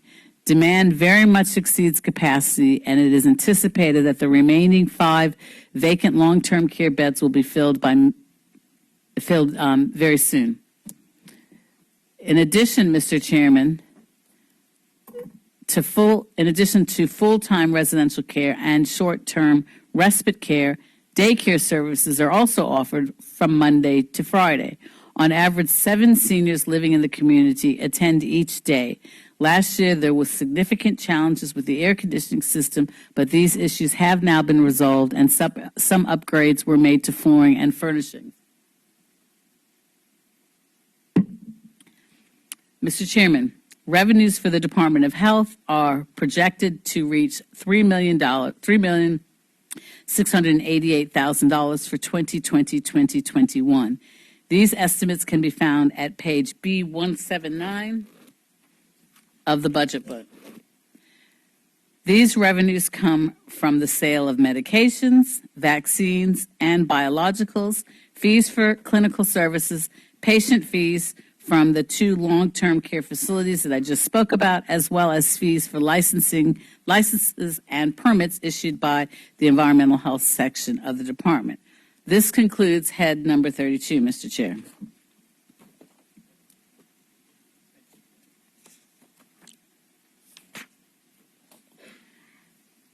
Mr. Chairman. Mr. Chairman, now turning to Head 24, hospitals. Head 24 hospitals can be found in the budget book, Mr. Chairman, at pages B189 to B190. Mr. Chairman, the Bermuda Hospitals Board delivers the only round-the-clock acute medical, psychiatric, palliative care alongside diagnostic, surgical, and outpatient services, and residential long-term care for seniors, amongst other services. These services are provided from King Edward VII Memorial Hospital, the Mid-Atlantic Wellness Institute, and the Lamb-Fogo Urgent Care Center, with certain administrative functions such as the medical concierge, HR, finance, and IT in the Craig Appin Building in Hamilton. Mr. Chairman, while attention is paid to BHB consuming 45% of the cost of Bermuda's healthcare budget, this is due to the amount of critical services it provides. With over 350 inpatient beds based on the 2018-2019 statistics, BHB cares for approximately 6,000 medical and surgical inpatients, 97 long-term care residents, and 102 hospice patients. At MWI, there were 231 mental health adult inpatient stays. There were 33 child and adolescent inpatient admissions, which is nearly double the number of 18 in the previous year. And the number of patient days rose sixfold, Mr. Chair, from 144 days to 621 days. This is reflected in the longer lengths of stay, which rose from 8 days to 19.83 for substance abuse patients who were admitted in the detox unit, which represents an increase of 77 from the year before. Outside of MWI campus, there are currently 66 intellectual disability and 29 mental health service users in the 27 BHB community group homes. Mr. Chairman, MWI remains busy. In mental health outpatient numbers, MWI staff saw over 1,700 individual visits compared to 1,150 visits the previous year. Follow-up appointments rose from 6,291 to 7,199. Day patient visits rose from 12,590 to 17,317, and walk-in appointments rose from 12,388 to 14,937. Home visits also rose, Mr. Chairman, from 8,010 up from 7,437. These numbers are astonishing, and we must address them now, and BHB is a willing partner in seeking solutions to address them. Our hospitals are susceptible to the same pressures as the government, businesses, and individuals in Bermuda and cannot afford the spiraling health costs. The increased demand, mainly due to an aging population, chronic non-communicable diseases, comorbidity, and increases in mental health challenges limits both King Edward and the Mid-Atlantic Wellness Institute's ability to reduce the influx of people in need coming through their doors.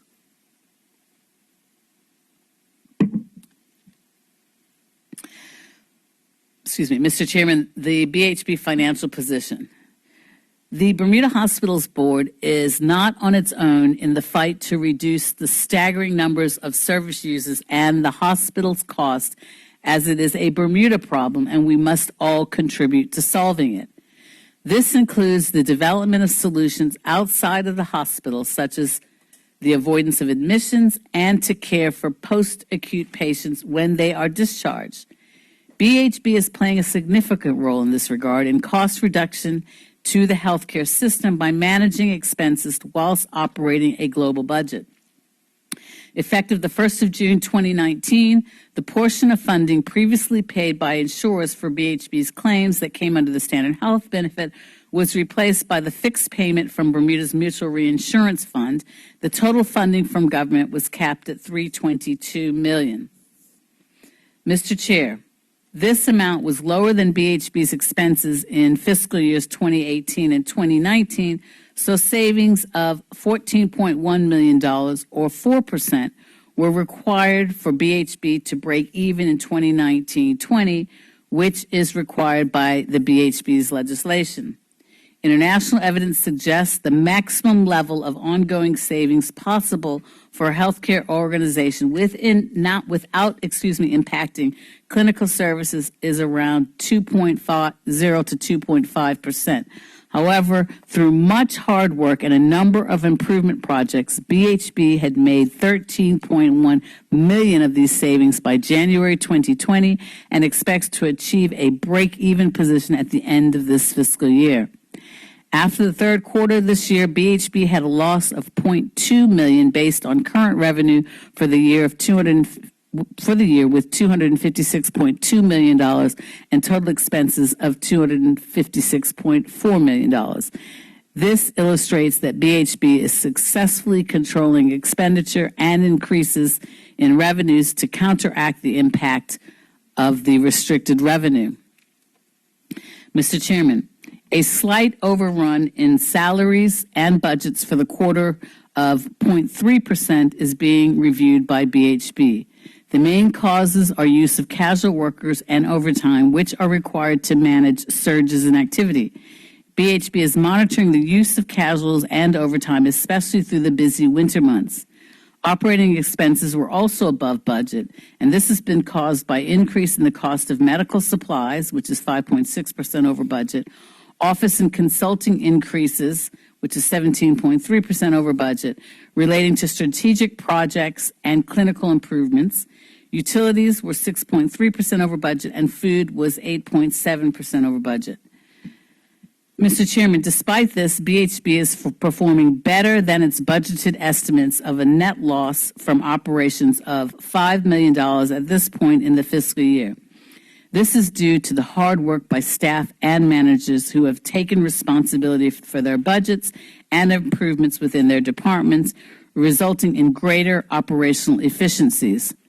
Bermuda, Mr. Chairman, like many other countries, is attempting to deliver high-quality health outcomes against the backdrop of rising utilization and year-on-year increases in per capita cost.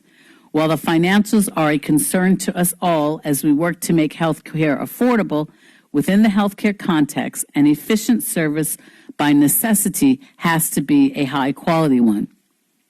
When delays and errors are minimized and care is consistent, people are seen quickly, diagnosed and treated, outcomes are optimized, and they are able to return home with quality of life. Quality improvements are therefore not just improvements for clinicians, but essential for cost containment and improved care. With respect to accreditation, Mr. Chairman, BHB achieved a decision of accreditation with exemplary standing, Accreditation Canada's highest level of accreditation in 2019. The decision follows 4 years of quality and safety improvements, culminating in a week-long on-site visit by independent surveyors in May of 2019. They measured BHB against 3,837 standards and required organizational practices and visits to King Edward, the 7th Memorial Hospital, Mid-Atlantic Wellness Institute, Lamfogo Urgent Care Center, and 3 of BHB's group homes, observing staff, reviewing documentation and policies, and interviewing staff, patients, volunteers, and community partners.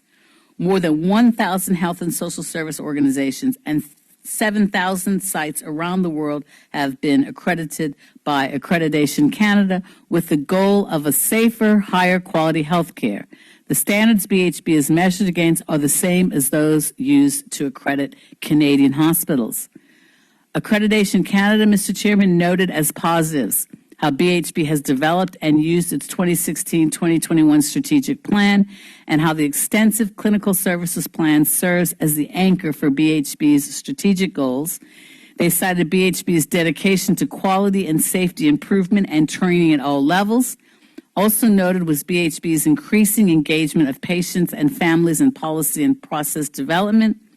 And a key achievement was the establishment of a patient and family advisory council comprising community members who provide advice on how we can implement or change processes to improve the patient experience. Mr. Chairman, Bermuda hospitals are required by law to be accredited by an approved accrediting body, and we should recognize that BHB has surpassed requirements with the exemplary level results. BHB has been accredited since 1970. This year marks the 13th on-site survey by Accreditation Canada, and Mr. Chairman, the next survey is scheduled to be held in May 2023. The full accreditation report, decision letter, and survey comparison tables are available on the BHB website. Mr. Chairman, with respect to BHB's community activity, community education, and testing. This year, BHB offered free screening for chronic illnesses in November and offered stroke awareness training and free screening for stroke risk at health fairs and on the streets of Hamilton. BHB is also spearheading a stroke awareness campaign in the community to help identify stroke symptoms early. Hands-on CPR training. Mr. Chairman, BHB's Nursing Staff Development Department offered hands-on CPR training again this year to the community. 146 people attended the training, which educates people on how to deal with someone who goes into cardiac arrest using just the hand pumper rather than hands and mouth. The goal is to increase the number of people who can help someone in the event of a cardiac emergency in the community. With respect to mental health awareness, Mr. Chairman, MWI took a community partnership approach to this year's Mental Health Awareness Week, working with the Alpha Nu Omega, which is the Bermuda Football Association, and the Mental Health Foundation around the theme of suicide prevention. Previously, activities have focused on an awareness week, but this fiscal year, a mental health awareness committee met to broaden activities and the time frame. The annual Mind Frames Photo Voice exhibition at the Bermuda Society of Arts kicked off the events. Numerous interviews were held through October and November, along with a scavenger hunt, church service, educational opportunities, and in December, a movie night at the Bermuda Underwater Exploration Institute.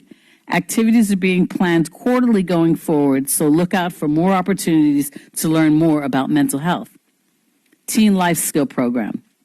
Mr. Chairman, once again, MWI offered its Teen Life Skills Training Program for 6 teens. Supported by many local organizations who provide work experience placements and with financial support from the Bermuda Hospitals Charitable Trust, the Teen Life Skills Program ran for 4 weeks over the summer, Monday to Thursdays, with workshops in the morning aimed at helping teens cultivate and hone their social and life skills and work placements where they can gain experience and put into practice what they learn. Corporate blood drive competition. Mr. Chairman, BHB, in partnership with the Ministry of Health, runs an annual corporate blood donor drive competition in order to increase the numbers of people donating blood in Bermuda. This competition generated nearly 30%, 30.6% of all blood donations in 2018 and 19. The competition had the highest number of competitors thus far. Ending in June on World Blood Donor Day, Bacardi was the winner, and this is their third successive win in this competition. Bhp Strategic Activities.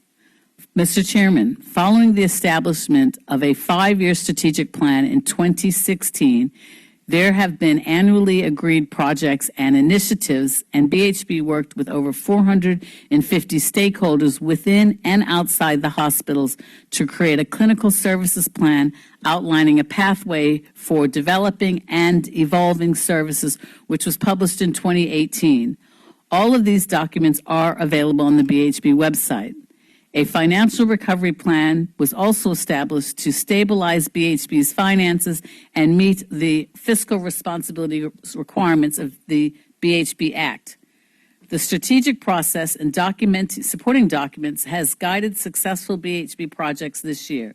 A key focus for the last 2 years has been on ensuring that BHB runs as efficiently as possible to deliver timely and effective care to patients to optimize outcomes at the lowest cost possible.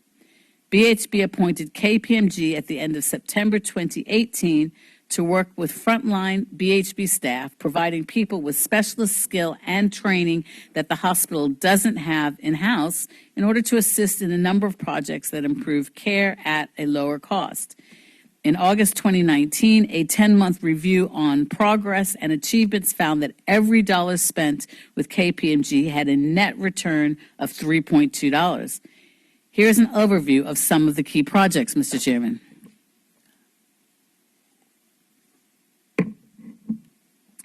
Improvements in operating room.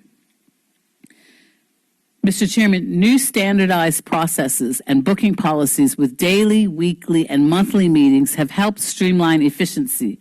$790,000 of cost savings has been delivered in the current fiscal year primarily through more efficient use of staff to match a new OR schedule.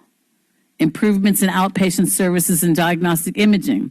Mr. Chairman, BHB's clinical services plan noted that in 2016-17, 36% of all Bermuda residents visited BHB for an outpatient service. That represents over 20,000 people.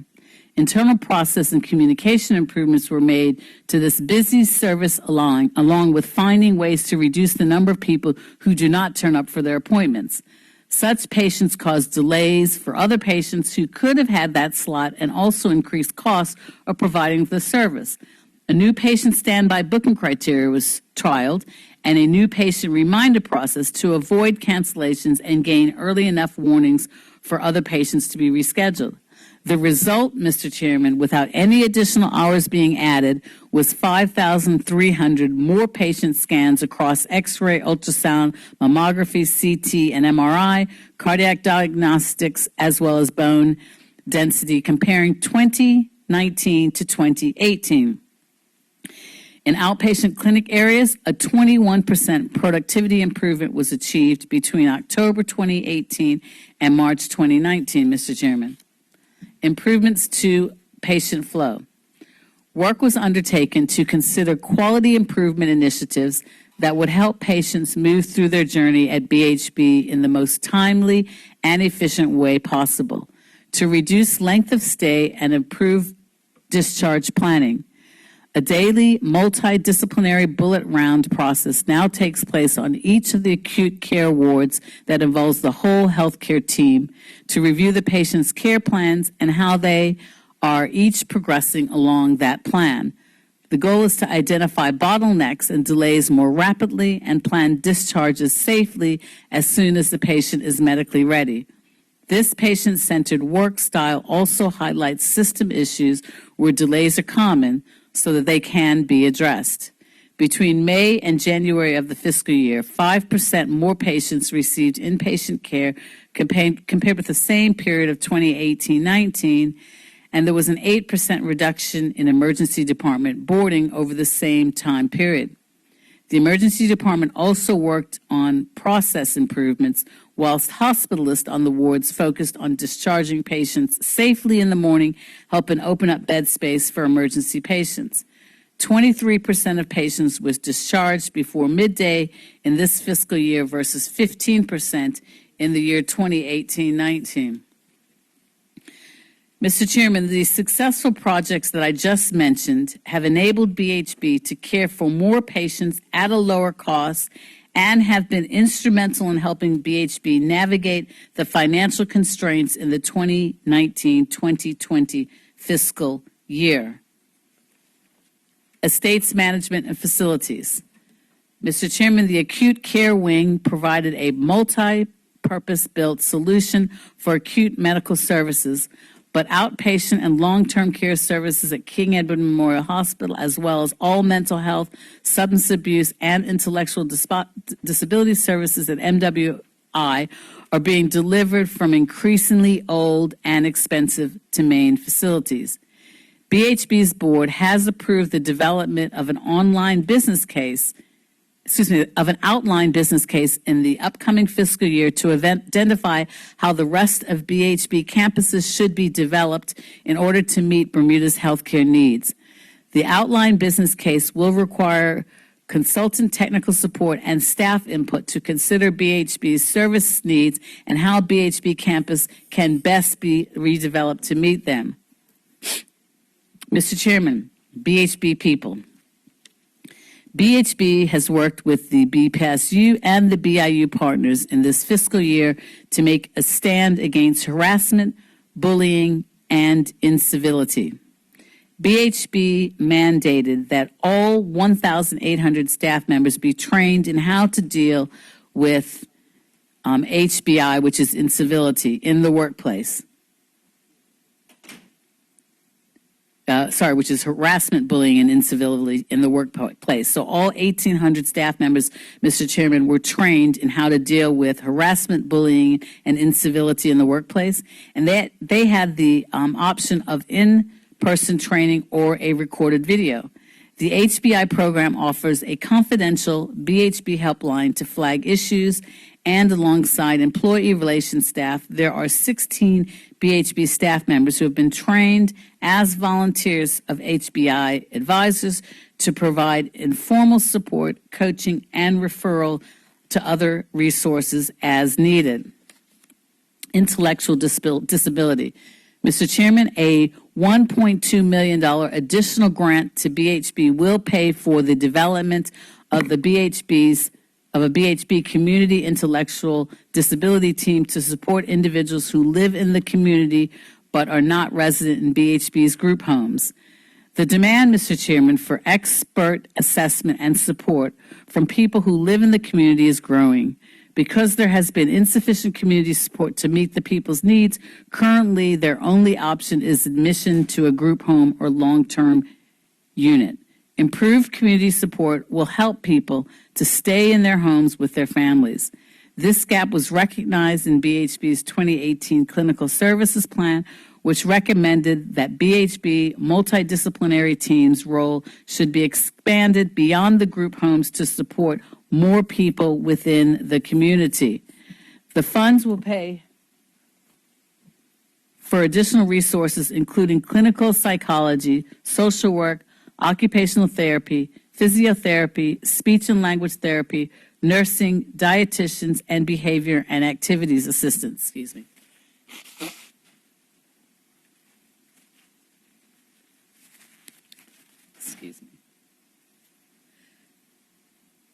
Mr. Chairman, supporting the new Mental Health Act.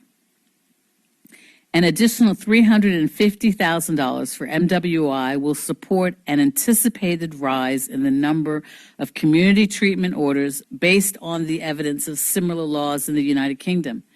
Community treatment orders are provided to people after an inpatient psychiatric admission under the Mental Health Act. It means that they will have supervised treatment after they leave hospital with certain conditions in place. If the conditions are breached, the individual can be brought before back to the hospital. Each new patient placed on a community treatment order under the Mental Health Act requires reviews of treatment, and these will require a second opinion of an approved doctor. The funds will pay for the increased supervision, training, and for the approved doctor to regularly visit Bermuda to provide the the required second opinion. BHB and the coronavirus or COVID-19 preparation. BHB has escalation plans in place which identify options for emergency, intensive care unit, and acute care wards to cope with an influx of patients in the event of a pandemic. The availability of beds can change on a daily basis. However, BHB has taken actions to increase the capacity of availability by making adjustments such as discharging stable patients, postponing elective surgeries, and using additional beds in other areas. There are negative pressure rooms in emergency and on each floor of the acute care wing. Negative pressure rooms stop the air flowing out of the patient's room, keeping the rest of the hospital safe. Mr. Chairman, there is also an entire floor inclusive of 30 beds with an independent air filtration system should that need arise in case it needs to be used for potential cases. It would be critical for people who can be cared for at home to stay there so that hospital services can focus on those most in need. Most importantly, no one should turn up at the hospital or other health care providers without calling ahead first to inform them and the personnel of the healthcare facility or the hospital of their symptoms and to receive advice on next steps.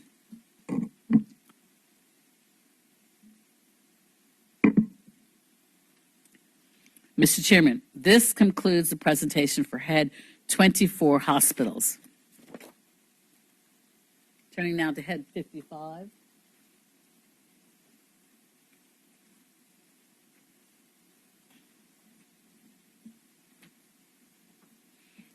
Mr. Chairman, the Department of Financial Assistance is Head 55 and can be located in the budget book at pages B191 to B194.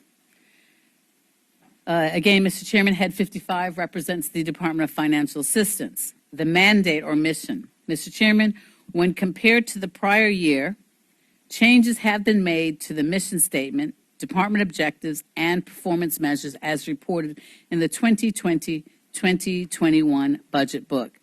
These changes became necessary as part of the government public service reform and to ensure alignment with the government's vision.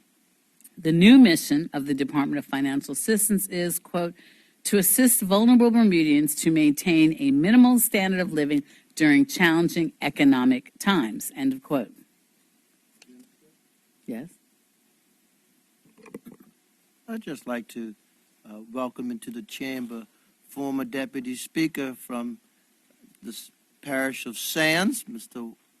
Walter Lister has joined us this morning. Welcome. Continue on, Minister. Thank you for that. Thank you, Mr. Chairman. Mr. Chairman, as I said, the new mission of the Department of Financial Assistance is, quote, to assist vulnerable Bermudians to maintain a minimal standard of living during challenging economic times, close quote. Expenditure overview. The total for 2020-2021 expenditure is estimated to be $50,944,000, and this represents a decrease of $540,000 or 1% from the prior year. This budget constitutes 21% of the budget allocated for the ministry as a whole. This allocation of funds will continue to maintain grants, support financial assistance programs, and the child daycare program during the fiscal period. Capital expenditure. The total capital expenditure is estimated to be $30,000 as shown on pages C13. This expenditure comprises of an upgrade to the department's CCTV security system at $13,000, maintenance of the air cleaning system at $11,000, and replacement of obsolete and non-compatible monitors at $6,000. The total capital expenditure for 2020-2021 is a 100% increase from the prior year, as there was no capital expenditure and estimates, Mr. Chairman, for 2019-2020. Manpower. The FTE count for 2020-2021 remains the same as prior years of 34, as can be seen at page B193. The caseload of the department averages 178 clients per financial worker. However, a review of the operational processes and the organizational structure of the department was completed by Management Services in 2019, and recommendations for optimum design of framework to meet current and projected client demand will be implemented in 2020-2021. The size of portfolios may continue to grow from year to year. However, in this regard, in order to avoid burnout, the department is seeking to upgrade current technology systems and its uses as much as possible to allow for more streamlined processes. The upgrade should also promote improved statistical data reporting. Current workloads remain unsustainable, and antiquated systems continue to hinder progress. The 2020-2021 budget estimates are listed as 2 business units, shown at pages B192. They are Cost Center 65050, Grants and Administration, and 65080, General Administration. Cost Center 65050, Grants and Administration, is estimated at $47,534,000. These funds maintain grants, the Financial Assistance Program, and the Child Daycare Programs. There is a decrease from the year prior of $776,000, or 2%, to ensure requested budget amounts are in line with projected expenditures for 2020-2021. Sorry. Yeah, just a point of clarification that I need. The minister just indicated 776,000. I think the book says 767,000. I just want to make sure that we're dealing with the right number here.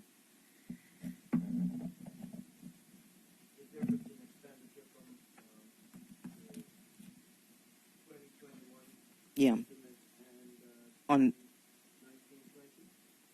Yes, that's correct. You said 776. I don't know whether it's 767 or whether Yeah, Mr. Chairman, that was an error. Okay, thank you. It is 767. Thank you. Okay. The brief says that as well. I've mixed up the numbers. Okay. Cost Center 65050, Grants and Administration, is estimated at $47,545,000. These funds maintain grants, the Financial Assistance Program, and the Child Daycare Programs.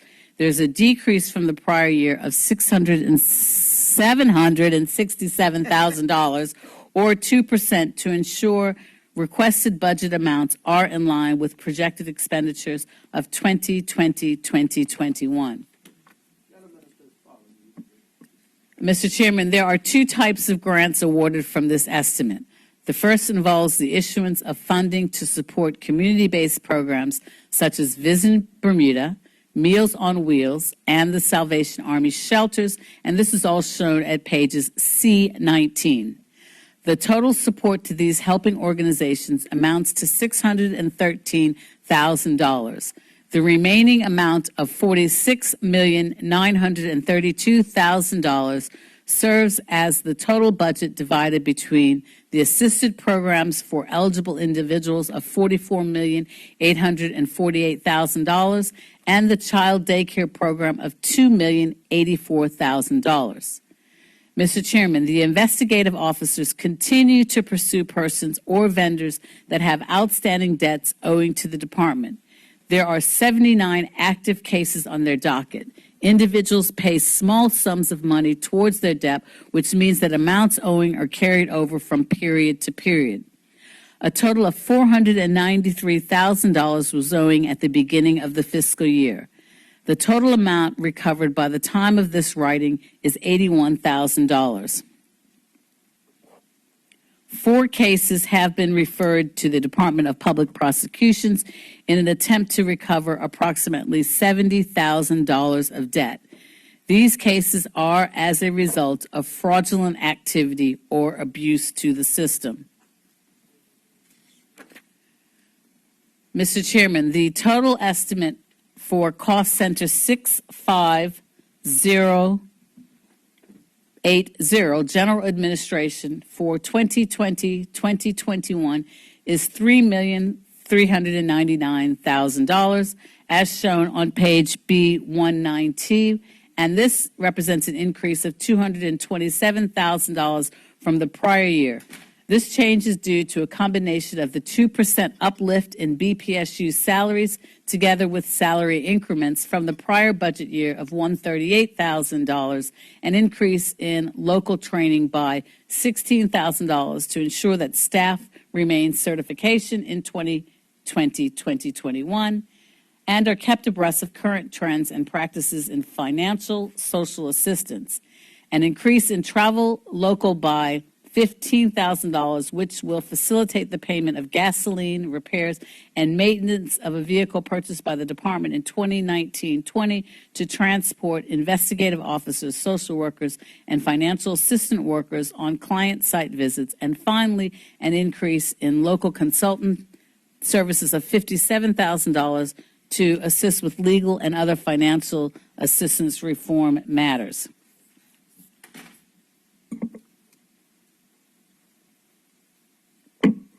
Major policy changes, Mr. Chairman.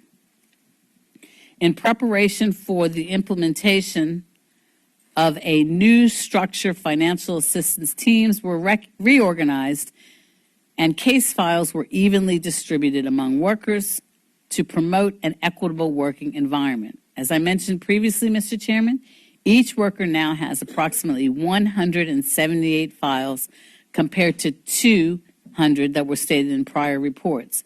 They each have the same number of clients in each category, and those categories are as follows: pensioners 82, disability clients 63, earning load 24, and able-bodied 9. Every effort will be taken to ensure that the distribution of work remains equitable. Despite the reduction of files per worker, the workload remains challenging and unsustainable, although there is relief for the workers knowing that the burden is equally shared amongst them. As of writing this report, the average monthly total number of clients equals 2,082. A substantive management accountant joined the team in August 2019, and this was a much-needed resource as recommended in the 2018 internal audit report. As a result of this recruitment, there has been a marked improvement with data reporting, compliance with financial instructions, reduction of waste, and clean audit results. Internal policy writing to align with legislation continues to be a work in progress, although completion is planned for Q2 of fiscal 2020-2021.